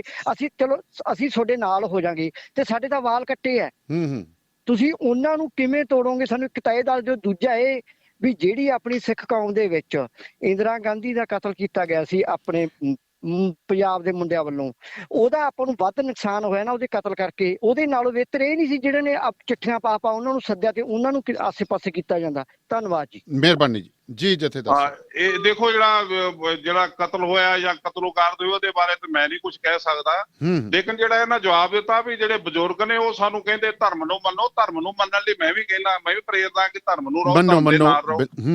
ਵੀ ਇਹ ਜਿਹੜਾ ਧਰਮ ਦਾ ਠੇਕਾ ਪ੍ਰਕਾਸ਼ ਸਿੰਘ ਬਾਦਲ ਕੋਲ ਤੇ ਹੈ ਨਹੀਂਗਾ ਵੀ ਉਹੀ ਤੁਹਾਨੂੰ ਧਰਮ ਦੇ ਸਕਦਾ ਜੀ। ਤੋਂ ਦੂਸਰੀ ਗੱਲ ਇਹ ਆ ਕਿ ਜੇ ਉਹ ਧਰਮੀ ਲੋਕ ਸਾਡੇ ਨਾਲ ਨਹੀਂ ਹੈਗੇ ਤੇ ਉਹ ਕਿਹਦੇ ਨਾਲ ਨੇ? ਇਹ 97 ਦੇ ਵਿੱਚ 73 ਸੀਟਾਂ ਮਿਲੀਆਂ ਪ੍ਰਕਾਸ਼ ਸਿੰਘ ਬਾਦਲ ਨੂੰ, ਅੱਜ 13 ਤੇ ਆ ਗਿਆ ਤੇ ਨਾਲ ਨੇ ਉਹਦੇ ਜੀ। ਜਿਹੜੇ ਨਵੇਂ ਬੰਦੇ ਨੇ ਇਹਨਾਂ ਵਰਗੇ 40 ਸਾਲ ਦੇ 40 ਸਾਲ ਹੋ ਗਏ ਨੇ ਜਦੋਂ ਦਾ ਅਸੀਂ ਫੀਲਡ ਦੇ ਵਿੱਚ ਆ, ਉਦੋਂ ਇਹਨਾਂ ਦੇ 1 ਸਾਲ ਦੇ ਹੋਣਗੇ ਮੇਰਾ ਖਿਆਲ ਆ ਜੀ। ਤੇ ਅਸੀਂ ਉਦੋਂ ਦੇ ਤੁਰੇ ਫਿਰਦੇ ਆ। ਸਾਨੂੰ ਤਕਰੀਬਨ ਅਸੀਂ ਜੋ ਕੁਝ ਦੇਖਿਆ, ਜੇ ਅੱਜ ਇਸ ਉਮਰ ਦੇ ਸਿੱਖ ਸਾਡੇ ਨਾਲ ਨਹੀਂ, ਬਾਦਲ ਦੇ ਨਾਲ ਨੇ, ਤੇ ਉਹ 73 ਤੋਂ 13 ਸੀਟਾਂ ਤੇ ਕਿਵੇਂ ਆ ਗਿਆ? ਇਹ ਵੈਸੇ ਜਥੇਦਾਰ ਸਾਹਿਬ ਮੈਂ ਤੁਹਾਡੀ ਗੱਲ ਨਾਲ ਕਿਤੇ ਨਾ ਕਿਤੇ ਥੋੜਾ ਜਿਹਾ ਸਹਿਮਤ ਆ ਕਿ ਦੇਖੋ ਜੇਕਰ ਆਪਾਂ ਗੱਲ ਕਰੀਏ ਤਾਂ ਗੁਰਦੁਆਰਾ ਸੁਧਾਰ ਲਹਿਰ ਕਿੰਨਾ ਸਮਾਂ ਚੱਲੀ। ਇਹ ਮੈਨੂੰ ਲੱਗਦਾ ਮੁੜ ਦੂਸਰੀ ਗੁਰਦੁਆਰਾ ਸੁਧਾਰ ਲਹਿਰ ਹੋ ਗਈ, ਫਿਰ ਲੰਮਾ ਸਮਾਂ ਤਾਂ ਚੱਲੇਗੀ ਕਿਉਂਕਿ ਤੁਸੀਂ ਵੀ ਸਿਆਣੇ ਐਂਡ ਹੁਣ ਉਹ ਸਥਿਤੀਆਂ ਨਹੀਂ ਹੈਗੀਆਂ ਜਿਹੜੀਆਂ ਹੁਣ ਨੇ। ਹੁਣ ਤਾਂ ਦੇਖੋ ਵਿਚਾਲੇ ਹੁਣ ਸਰਕਾਰਾਂ ਹੋਰ ਢੰਗ ਨਾਲ ਕਰਦੀਆਂ ਨੇ, ਕੌਮ ਹੋਰ ਢੰਗ ਨਾਲ ਸੋਚਦੀ ਹੈ, ਤਾਂ ਇੱਕ ਤਰ੍ਹਾਂ ਕਹਿ ਸਕਦੇ ਕਿ ਵਾਕਿਆ ਜਿਹੜੀ ਹੈਗੀ ਹੁਣ ਗੁਰਦੁਆਰਾ ਸੁਧਾਰ ਦੂਜੀ ਚਲਾਉਣ ਦੀ ਲੋੜ ਹੈ, ਦੂਜੀ ਗੁਰਦੁਆਰਾ ਸੁਧਾਰ ਲਹਿਰ। ਜੀ ਠੀਕ ਹੈ ਜੀ। ਇਸੇ ਤਰ੍ਹਾਂ ਇਸੇ ਕਰਕੇ ਜੀ ਜੋ ਸਾਡਾ ਫਰਜ਼ ਬਣਦਾ, ਸਾਨੂੰ ਜੋ ਲੱਗਦਾ ਅਸੀਂ ਕਰ ਰਹੇ ਆ, ਤੇ ਭਾਂਤ ਦੇ ਸਿੱਖ ਨੇ, ਭਾਂਤ ਦੀ ਉਹਨਾਂ ਦੀ ਵਿਚਾਰਧਾਰਾ ਹੈ, ਤੇ ਉਹ ਹਰ ਇੱਕ ਗੱਲ ਦਾ ਆਪਣੇ ਹਰ ਇੱਕ ਸਿੱਖ ਆਪਣੀ ਗੱਲ ਮਨਾਉਣੀ ਚਾਹੁੰਦਾ, ਪਰ ਸਾਨੂੰ ਜੋ ਲੱਗਦਾ ਹੈ ਸਾਨੂੰ ਕਰਨਾ ਚਾਹੀਦਾ, ਅਸੀਂ ਉਸ ਪਾਸੇ ਤੁਰੇ ਜਾ ਰਹੇ ਆ। ਤੇ ਜੋ ਵੀ ਫਲ ਮਿਲੂਗਾ, ਜੋ ਫਲ ਦਾ ਪ੍ਰਦਾਤਾ ਪ੍ਰਮਾਤਮਾ ਆਪ ਹੈ, ਜੋ ਵੀ ਸਾਨੂੰ ਉਹ ਮੰਜ਼ਿਲ ਮਿਲੂਗੀ ਉਹ ਸਾਨੂੰ ਪ੍ਰਵਾਨ ਹੈ, ਅਸੀਂ ਆਪਣੀ ਲਾਈਨ ਨਹੀਂ ਛੱਡਣੀ ਜੀ। ਬਰਿੰਦਰ ਗੋਇਲ ਜੀ ਯੂਬਾ ਸਿਟੀ ਤੋਂ, ਸਤਿ ਸ਼੍ਰੀ ਅਕਾਲ ਜੀ। ਆਨੇਰੋ ਹਾਂਜੀ, ਸਤਿ ਸ਼੍ਰੀ ਅਕਾਲ ਭਾਜੀ। ਜਥੇਦਾਰ ਸਾਹਿਬ ਜੀ ਸਤਿ ਸ਼੍ਰੀ ਅਕਾਲ। ਮੈਂ ਸਕਰਾ ਵਾਹਿ ਖਾਲਸਾ ਫਤਿਹ ਜੀ। ਜਥੇਦਾਰ ਜੀ ਤੁਹਾਡਾ ਧੰਨਵਾਦ ਆ। ਪਹਿਲਾਂ ਤਾਂ ਤੁਸੀਂ ਲੱਗੇ ਰਹੋ, ਜਿੰਨੀ ਅਸੀਂ ਸੇਵਾ ਕਰ ਸਕਦੇ ਕਰਾਂਗੇ। ਤੁਹਾਨੂੰ ਮਾਸਟਰ ਜੀਰ ਸਿੰਘ ਨੇ ਤੋਂ ਭੇਜਿਆ ਸੀ, ਉਹਨਾਂ ਨੇ ਤੁਹਾਡੇ ਦੁਆਬੇ ਦੇ ਵਿੱਚ ਦੀਵਾਨ ਲਵਾਏ ਸੀ। ਹੁਣ ਵੀ ਅਸੀਂ ਪੂਰੀ ਕੋਸ਼ਿਸ਼ ਕਰ ਰਹੇ। ਮੈਂ ਵੀ ਆਪਣੇ ਪਿੰਡਾਂ ਦੇ ਵਿੱਚ 3-4 ਪਿੰਡਾਂ ਦੇ ਵਿੱਚ ਵੋਟਾਂ ਪਾਵਾਂਗੇ, ਜ਼ੋਰ ਸ਼ੋਰ ਨਾਲ ਪਾਵਾਂਗੇ। ਮੈਂ ਆਊਂਗਾ ਵੀ, ਸਾਹਮਣੇ ਸਾਡੀ ਡਿਊਟੀ ਲਾਈ ਆ, ਅਸੀਂ ਆਵਾਂਗੇ। ਦੂਜੀ ਗੱਲ ਇਹ ਆ, ਮੈਂ ਆਪਣੇ ਸਾਰੇ ਵੀਰਾਂ ਨੂੰ ਕਹਿਣਾ, ਬਜ਼ੁਰਗਾਂ ਨੂੰ ਅਸੀਂ ਸਮਝਾਉਣਾ, ਜਥੇਦਾਰ ਸਾਹਿਬ ਜੀ ਨੇ ਨਹੀਂ ਸਮਝਾਉਣਾ, ਸਾਡੇ ਮਾਪੇ ਆ ਉਹਨਾਂ ਨੂੰ ਅਸੀਂ ਸਮਝਾਉਣਾ। ਸਾਰੇ ਵੀਰੋ ਆਪ ਸਮਝਾਈਏ, ਇਕੱਲੇ ਜਥੇਦਾਰ ਸਾਹਿਬ ਤੇ ਨਾ ਸਿੱਟੋ। ਇਹਨਾਂ ਨੇ ਜੋ ਵੀੜਾ ਚੱਕਣਾ ਚੱਕਿਆ ਆ, ਜੋ ਇਹਨਾਂ ਨੇ ਕਰਨਾ ਹੀ ਕਰ ਰਹੇ ਆ, ਪਰ ਹੁਣ ਵਾਰੀ ਸਾਡੀ ਆ, ਅਸੀਂ ਆਪਣੇ ਬਜ਼ੁਰਗਾਂ ਨੂੰ ਸਮਝਾਉਣਾ। ਮੈਂ ਤਾਂ ਇਹੀ ਕਹੂੰਗਾ ਵੀ ਅਸੀਂ ਸਮਝਾਈਏ, ਇਹਨਾਂ ਨੇ ਤਾਂ ਜੋ ਕਰਨਾ ਕਰ ਰਹੇ ਆ, ਸਾਡੀ ਵੀ ਜ਼ਿੰਮੇਵਾਰੀ ਆ। ਬਾਲ ਕੱਟੇ ਦਾ ਧੰਨਵਾਦ ਆ ਜਥੇਦਾਰ ਜੀ, ਲੱਗੇ ਰਹੋ, ਅਸੀਂ ਤੁਹਾਡੇ ਨਾਲ ਆ। ਮਿਹਰਬਾਨੀ ਜੀ, ਧੰਨਵਾਦ ਜੀ, ਧੰਨਵਾਦ ਜੀ, ਧੰਨਵਾਦ ਜੀ। ਜਥੇਦਾਰ ਸਾਹਿਬ ਇੱਕ ਸਵਾਲ ਆਇਆ ਜੀ ਮੈਨੂੰ ਚੰਡੀਗੜ੍ਹ ਤੋਂ, ਉਹ ਕਹਿੰਦਾ ਜੀ ਸਿੱਖਾਂ ਨੂੰ ਲਵ ਕੁਸ਼ ਦੀ ਸੰਤਾਨ ਦੱਸਣ ਵਾਲੀਆਂ ਸੰਸਥਾਵਾਂ ਬਾਰੇ ਜਥੇਦਾਰ ਸਾਹਿਬ ਜੀ ਜਵਾਬ ਦਿਓ। ਦੇਖੋ ਜੀ, ਇਹ ਤੇ ਸਾਰੀ ਗੱਲ ਦਾ ਨਾ, ਜਿਵੇਂ ਕਹਿੰਦੇ ਜਥੇਦਾਰ ਜੀ ਨੂੰ ਠੇਕਾ ਦਿੱਤਾ ਹੋਵੇ ਇਹਨਾਂ ਨੇ, ਤੇ ਇਹ ਆਪ ਕੁਝ ਜਾਣਦੇ ਨਾ ਹੋਣ ਜਾਂ ਸਮਝਦੇ ਨਾ ਹੋਣ ਜੀ, ਇਹ ਸਾਰੀਆਂ ਗੱਲਾਂ। ਮੈਂ ਮੁੱਖ ਦੀ ਗੱਲ ਇਹ ਆ ਕਿ ਇਹ ਕੌਣ ਕਹੂਗਾ, ਕੌਣ ਇਨਕਾਰੀ ਹੋਊਗਾ ਕਿ ਗੁਰੂ ਰਾਮਦਾਸ ਜੀ ਦੇ ਬੇਟੇ ਪ੍ਰਿਥੀ ਚੰਦ ਨਹੀਂ ਸੀ ਜੀ, ਤੇ ਅੱਜ ਤੁਸੀਂ ਪ੍ਰਿਥੀ ਚੰਦ ਦੀ ਪੂਜਾ ਕਰੋਗੇ? ਇਹ ਜਨਮ ਹੋਰ ਗੱਲ ਆ, ਜਾਤ ਹੋਰ ਗੱਲ ਆ, ਵਿਚਾਰਧਾਰਾ ਹੋਰ ਗੱਲ ਆ। ਬਿਲਕੁਲ ਗੁਰੂ ਨਾਨਕ ਦੀ ਵਿਚਾਰਧਾਰਾ ਨਾਲ ਸਹਿਮਤੀ ਰੱਖੋ। ਕੌਣ ਕਿੱਥੋਂ ਆਇਆ ਇਸ ਨੂੰ ਛੱਡ ਦਿਓ ਜੀ। ਜੇ ਤੁਸੀਂ ਇਹ ਦੇਖੋਗੇ ਤੇ ਹਰਨਾਕਸ਼ ਦੀ ਥਾਂ ਤੇ ਪ੍ਰਹਲਾਦ ਨੂੰ ਤੁਸੀਂ ਗਾਲ ਕੱਢੋਗੇ ਰੋਜ਼। ਤੇ ਤੁਸੀਂ ਉਹ ਆਪ ਵੀ ਤੁਸੀਂ ਪ੍ਰਮਾਤਮਾ ਨੇ ਤੁਹਾਨੂੰ ਸਿੰਘ ਸਜਾਇਆ, ਸਿੱਖ ਬਣਾਇਆ, ਤੁਹਾਡੇ ਸਾਹਮਣੇ ਸਾਰਾ ਗਿਆਨ ਹੈ। ਅਸੀਂ ਤੇ ਅਨਪੜ੍ਹ ਬੰਦੇ ਆ, ਅਸੀਂ ਤੇ ਕੀ ਤੁਹਾਨੂੰ ਦੱਸਣਾ, ਲੇਕਿਨ ਅਸੀਂ ਇੱਕੋ ਇੱਕ ਸਾਡੀ ਕਮਿਟਮੈਂਟ ਆ ਵੀ ਅਸੀਂ ਜਿਹੜੇ ਸਾਨੂੰ ਸ਼ਾਸਤਰ ਮਿਲੇ ਨੇ, ਇਹ ਸਿਧਾਂਤ ਮਿਲੇ ਨੇ, ਉਹਨਾਂ ਨੂੰ ਅਸੀਂ ਰੱਦ ਕਰਨ ਲੱਗੇ 20 ਵਾਰੀ ਸੋਚੀਏ ਜੀ ਵੀ ਕਿਤੇ ਗਲਤੀ ਨਾ ਹੋ ਜੇ ਜੀ, ਕਿਉਂਕਿ ਸਾਡੀ ਅਲਪ ਮੱਤ ਹੈ, ਅਸੀਂ ਛੋਟੀ ਮੱਤ ਵਾਲੇ ਆ। ਅਸੀਂ ਸਾਡੀ ਮੱਤ ਜੇ ਨਹੀਂ ਮੁਕੰਮਲ ਨਹੀਂ ਹੋਈ ਕਿ ਅਸੀਂ ਜਿਹੜੇ ਕਿਸੇ ਸ਼ਾਸਤਰ ਨੂੰ ਰੱਦ ਕਰਨਾ ਚਾਹੀਏ ਕਰ ਦਈਏ, ਦੂਸਰੇ ਨੂੰ ਜਿਹਨੂੰ ਕਿਤੇ ਪ੍ਰਵਾਨਗੀ ਦੇਣੀ ਦੇ ਦਈਏ ਜੀ। ਇਹ ਗੱਲਾਂ ਇਸ ਤਰ੍ਹਾਂ ਨਹੀਂ ਬਣਵਾਈਆਂ ਜਾਣੀਆਂ। ਇਹ ਸਾਰਾ ਕੁਝ ਜਿਹੜਾ ਹੈਗਾ ਉਹ ਤੁਹਾਡੇ ਸਾਹਮਣੇ ਆ, ਤੁਹਾਡੀਆਂ ਅੱਖਾਂ ਸਾਹਮਣੇ ਆ। ਜਿਹੜੇ ਤਰੀਕੇ ਨਾਲ ਜਿਹੜੀ ਗੱਲ ਤੁਰਦੀ ਆ ਉਹਦੇ ਅਰਥ ਉਸੇ ਤਰ੍ਹਾਂ ਕਰੋ। ਤੇ ਤੋਂ ਜਾਣਕਾਰੀ ਲਓ। ਇਹ ਤਰ੍ਹਾਂ ਦੀਆਂ ਗੱਲਾਂ ਦਾ ਕੁਝ ਲੱਭਾ ਕਿਸੇ ਨੂੰ ਤਾਂ ਨਾ ਲੱਭਣਾ। ਜੀ ਬਹੁਤ ਬਹੁਤ ਮਿਹਰਬਾਨੀ ਜਥੇਦਾਰ ਸਾਹਿਬ ਸਮਾਂ ਦੇਣ ਦੇ ਲਈ। ਧੰਨਵਾਦ ਜੀ। ਵਾਹਿਗੁਰੂ ਜੀ ਕਾ ਖਾਲਸਾ ਵਾਹਿਗੁਰੂ ਜੀ ਕੀ ਫਤਿਹ। ਸੋ ਇਹ ਸਨ ਜਥੇਦਾਰ ਭਾਈ ਰਣਜੀਤ ਸਿੰਘ ਜੀ। ਤੇ ਤੁਸੀਂ ਜਿਹੜਾ ਜੀ ਅੱਗੇ ਤੋਂ ਵੀ ਸਾਡੀ ਕੋਸ਼ਿਸ਼ ਰਹੇਗੀ ਕਿ ਰੇਡੀਓ ਪੰਜਾਬ ਟੂਡੇ ਦੀ ਹਮੇਸ਼ਾ ਇਹ ਕੋਸ਼ਿਸ਼ ਰਹਿੰਦੀ ਹੈ ਕਿ ਅਸੀਂ ਇੱਕ ਨਿਰਪੱਖ ਗੱਲ ਜਿਹੜੀ ਹੈ ਤੁਹਾਡੇ ਤੱਕ ਪਹੁੰਚਾਈਏ। ਕਿਤੇ ਵੀ ਅਸੀਂ ਆਪਣੀ ਵਿਚਾਰਧਾਰਾ ਤੁਹਾਡੇ ਦੇ ਉੱਤੇ ਥੋਪਣ ਦੀ ਕੋਸ਼ਿਸ਼ ਨਹੀਂ ਕੀਤੀ, ਅਸੀਂ ਸਾਡੇ ਸਰੋਤਿਆਂ ਤੇ ਛੱਡਦੇ ਹਾਂ। ਸ਼ਾਇਦ ਇਹੀ ਕਾਰਨ ਹੈ ਕਿ ਰੇਡੀਓ ਪੰਜਾਬ ਟੂਡੇ ਦੇ ਉੱਤੇ ਹੁੰਦੀ ਗੱਲਬਾਤ ਤੁਹਾਨੂੰ ਬਹੁਤ ਜ਼ਿਆਦਾ ਪਸੰਦ ਆਉਂਦੀ ਹੈ। ਅੱਜ ਬੜੀ ਚਰਚਾ ਹੋ ਰਹੀ ਸੀ, ਨਵੇਂ ਬੱਚੇ ਪੁੱਛ ਰਹੇ ਸੀਗੇ ਕਿ ਪੱਤਰਕਾਰਤਾ ਹੁੰਦੀ ਕੀ ਚੀਜ਼ ਆ। ਮੈਂ ਕਿਹਾ ਪੱਤਰਕਾਰਤਾ ਜਿਹੜੀ ਹੈ, ਤੁਸੀਂ ਆਪਣੀ ਵਿਚਾਰਧਾਰਾ ਕਿਸੇ ਦੇ ਉੱਤੇ ਨਹੀਂ ਥੋਪ ਸਕਦੇ, ਲੋਕਾਂ ਦੀ ਗੱਲ ਲੋਕਾਂ ਤੱਕ ਪਹੁੰਚਾ ਦਿਓ, ਤੁਸੀਂ ਮੀਡੀਏਟਰ ਹੋ। ਸੋ ਕਿਤੇ ਵੀ ਕੋਸ਼ਿਸ਼ ਨਾ ਕਰੋ ਕਿ ਤੁਹਾਡੀ ਵਿਚਾਰਧਾਰਾ ਤੁਸੀਂ ਕਨਵਿੰਸ ਕਰੋ ਕਿ ਤੁਸੀਂ ਮੇਰੀ ਗੱਲ ਦੇ ਉੱਤੇ ਅੜੇ ਰਹੋ ਜਾਂ ਮੇਰੀ ਗੱਲ ਮੰਨੋ। ਸੋ ਹਮੇਸ਼ਾ ਹੀ ਸਾਡੀ ਇਹ ਕੋਸ਼ਿਸ਼ ਰਹਿੰਦੀ ਹੈ। ਕਈ ਵਾਰੀ ਤੁਸੀਂ ਦੇਖਿਆ ਹੋਣਾ ਕਿ ਇੱਕ ਸਬਜੈਕਟ ਦੇ ਉੱਤੇ ਇੱਕ ਮੁੱਦੇ ਦੇ ਉੱਤੇ ਮੈਂ 2-2 3-3 ਪੱਤਰਕਾਰ ਤੋਂ ਇਲਾਵਾ ਸਮਾਜ ਦੇ ਵਿੱਚ ਜੁੜੇ ਅਹਿਮ ਵਿਅਕਤੀਆਂ ਨੂੰ ਵੀ ਲੈਣਾ ਕਿ ਤਾਂ ਤੁਹਾਨੂੰ 4-5 ਜਿਹੜੀਆਂ ਨੇ ਵਿਅਕਤੀਆਂ ਦੇ ਵਿਚਾਰ ਸੁਣਨ ਨੂੰ ਮਿਲ ਜਾਣ ਤੇ ਤੁਸੀਂ ਖੁਦ ਡਿਸਾਈਡ ਕਰ ਲਓ। ਸੋ ਕੋਸ਼ਿਸ਼ ਕਰੋ ਕਿ ਰੇਡੀਓ ਪੰਜਾਬ ਟੂਡੇ ਨੂੰ ਆਪਾਂ ਹੋਰ ਅੱਗੇ ਲੈ ਕੇ ਚੱਲੀਏ। YouTube ਚੈਨਲ ਦੇ ਉੱਤੇ ਹੀ ਮੈਂ ਹੁਣ ਜ਼ੋਰ ਲਾ ਰਿਹਾ, ਉਹਨੂੰ ਵੀ ਥੋੜ੍ਹਾ ਜਿਹਾ ਪ੍ਰਫੁੱਲਤ ਕਰੀਏ, ਕਿਉਂਕਿ ਬਹੁਤ ਵੱਡਾ ਚੈਲੰਜ ਬਣ ਗਿਆ ਸਾਡੇ ਲਈ ਕਿ ਜਿਸ ਢੰਗ ਦੇ ਨਾਲ ਗੰਦ ਪਰੋਸਿਆ ਜਾ ਰਿਹਾ, ਸਾਡੇ ਬੁੱਧੀ ਸਾਡੀ ਭ੍ਰਿਸ਼ਟ ਕੀਤੀ ਜਾ ਰਹੀ ਹੈ ਨੌਜਵਾਨਾਂ ਦੀ, ਉਹਨਾਂ ਨੂੰ ਨਹੀਂ ਉਸ ਪਾਸੇ ਲਿਆਂਦਾ ਜਾ ਰਿਹਾ। ਸੋ ਸਹਿਯੋਗੀ ਇਸੇ ਕਰਕੇ ਮੇਰੀ ਕੋਸ਼ਿਸ਼ ਹੈ ਕਿ ਮੈਂ ਵੱਧ ਤੋਂ ਵੱਧ ਬੱਚਿਆਂ ਨੂੰ ਕੈਮਰੇ ਦੇ ਉੱਤੇ ਬੋਲਣਾ ਸਿਖਾ ਦਿਆਂ। ਸੋ ਪ੍ਰਮਾਤਮਾ ਭਲੀ ਕਰੇ, ਸਾਡੇ ਕੋਲੇ ਹਰ ਵਿਧਾਨ ਸਭਾ ਹਲਕੇ ਤੋਂ ਇੱਕ ਨੌਜਵਾਨ ਬੱਚਾ ਜਾਂ ਲੜਕਾ ਜਾਂ ਲੜਕੀ ਕੋਈ ਵੀ ਹੋਵੇ, ਉਹ ਸਾਡੇ ਸਮਾਜ ਦੀ ਗੱਲ ਕਰਨ, ਸਾਡੇ ਪੰਜਾਬ ਦੀ ਗੱਲ ਕਰਨ, ਤਾਂ ਅਵੱਸ਼ ਜਿਹੜਾ ਅਸੀਂ ਇੱਕ ਤਰ੍ਹਾਂ ਨਾਲ ਸਾਫ਼ ਸੁਥਰੀ ਪੱਤਰਕਾਰਤਾ ਜਿਹੜੀ ਹੈ ਪੰਜਾਬ ਦੇ ਵਿੱਚ ਦਈਏ। ਤੇ ਜਦੋਂ ਸਾਫ਼ ਸੁਥਰੇ ਪੱਤਰਕਾਰ ਆ ਜਾਣਗੇ ਸਾਡੇ ਕੋਲੇ ਤਾਂ ਇੱਕ ਬਹੁਤ ਵੱਡੀ ਚੇਂਜ ਆਏਗੀ। ਸੋ ਭਰਾਵੋ, ਮੇਰੀ ਇੱਕ ਬੇਨਤੀ ਹੈ ਕਿ ਸਹਿਯੋਗ ਦਿਓ, ਬੱਚੇ ਮੇਰੇ ਕੋਲੇ ਭੇਜੋ। ਸਿਖਾਉਣ ਨੂੰ ਮੈਂ ਪਿੱਛੇ ਨਹੀਂ ਹਟਦਾ, ਸਮਾਂ ਦੇਣ ਨੂੰ ਮੈਂ ਪਿੱਛੇ ਨਹੀਂ ਹਟਦਾਗਾ। ਮੇਰੀ ਇੱਕ ਇਹ ਵੀ ਬਹੁਤ ਵੱਡੀ ਤਮੰਨਾ ਹੈ ਕਿ ਸਾਫ਼ ਸੁਥਰੀ ਪੱਤਰਕਾਰਤਾ ਅਸੀਂ ਪੰਜਾਬ ਦੇ ਵਿੱਚ ਦਈਏ। ਤੁਹਾਡੇ ਸਹਿਯੋਗ ਦੀ ਲੋੜ ਹੈ, ਇਸ ਤੋਂ ਬਿਨਾਂ ਨਹੀਂ ਹੋ ਸਕਦਾ। ਜਿਵੇਂ ਜਥੇਦਾਰ ਸਾਹਿਬ ਨੇ ਵੀ ਆਖਿਆ ਕਿ ਅਸੀਂ ਕਰਨਾ ਹੈ, ਅਸੀਂ ਜੁੜਨਾ ਹੈ, ਅਸੀਂ ਆਪਣੇ ਵਿੱਚੋਂ ਜਿਹੜੇ ਨੇ ਪੈਦਾ ਕਰਨੇ ਨੇ। ਸਾਡੇ ਵਿੱਚ ਬਹੁਤ ਨੌਜਵਾਨ ਪਏ ਨੇ, ਲੀਡਰਸ਼ਿਪ ਕੁਆਲਿਟੀਜ਼ ਪਈਆਂ ਨੇ। ਜਿਵੇਂ ਪਿੱਛੇ ਦੀ ਇੱਕ ਇੰਟਰਵਿਊ ਦੇ ਉੱਤੇ, ਮੇਰੀ ਇੰਟਰਵਿਊ ਜਿਹੜੀ ਹੈ ਰੇਡੀਓ ਪੰਜਾਬ ਟੂਡੇ ਦੇ ਉੱਤੇ ਪੇਜ ਦੇ ਉੱਤੇ ਪਈ ਹੈ, ਮੈਂ ਉਹਨਾਂ ਨੂੰ ਇਹੀ ਗੱਲ ਆਖੀ ਕਿ ਜਿਹੜੇ ਮੌਜੂਦਾ ਨੇਤਾ ਨੇ, ਮੌਜੂਦਾ ਸਿਆਸੀ ਲੋਕ ਨੇ, ਇਹ ਨਹੀਂ ਚਾਹੁੰਦੇ ਕਿ ਸਾਡੇ ਪੰਜਾਬ ਦੇ ਵਿੱਚੋਂ ਜਿਹੜੇ ਆ ਨੌਜਵਾਨ ਮੁੰਡੇ ਅੱਗੇ ਆਉਣ, ਉਹ ਰਾਜਨੀਤੀ ਦੇ ਵਿੱਚ ਆਉਣ, ਕਿਉਂਕਿ ਰਾਜਨੀਤੀ ਸਿਰਫ ਉਹ ਆਪਣੀ ਨਿੱਜੀ ਜਾਇਦਾਦ ਬਣਾ ਕੇ ਰੱਖਣਾ ਚਾਹੁੰਦੇ ਨੇ। ਫਿਲਹਾਲ ਇੱਕ ਬ੍ਰੇਕ ਦਾ ਸਮਾਂ।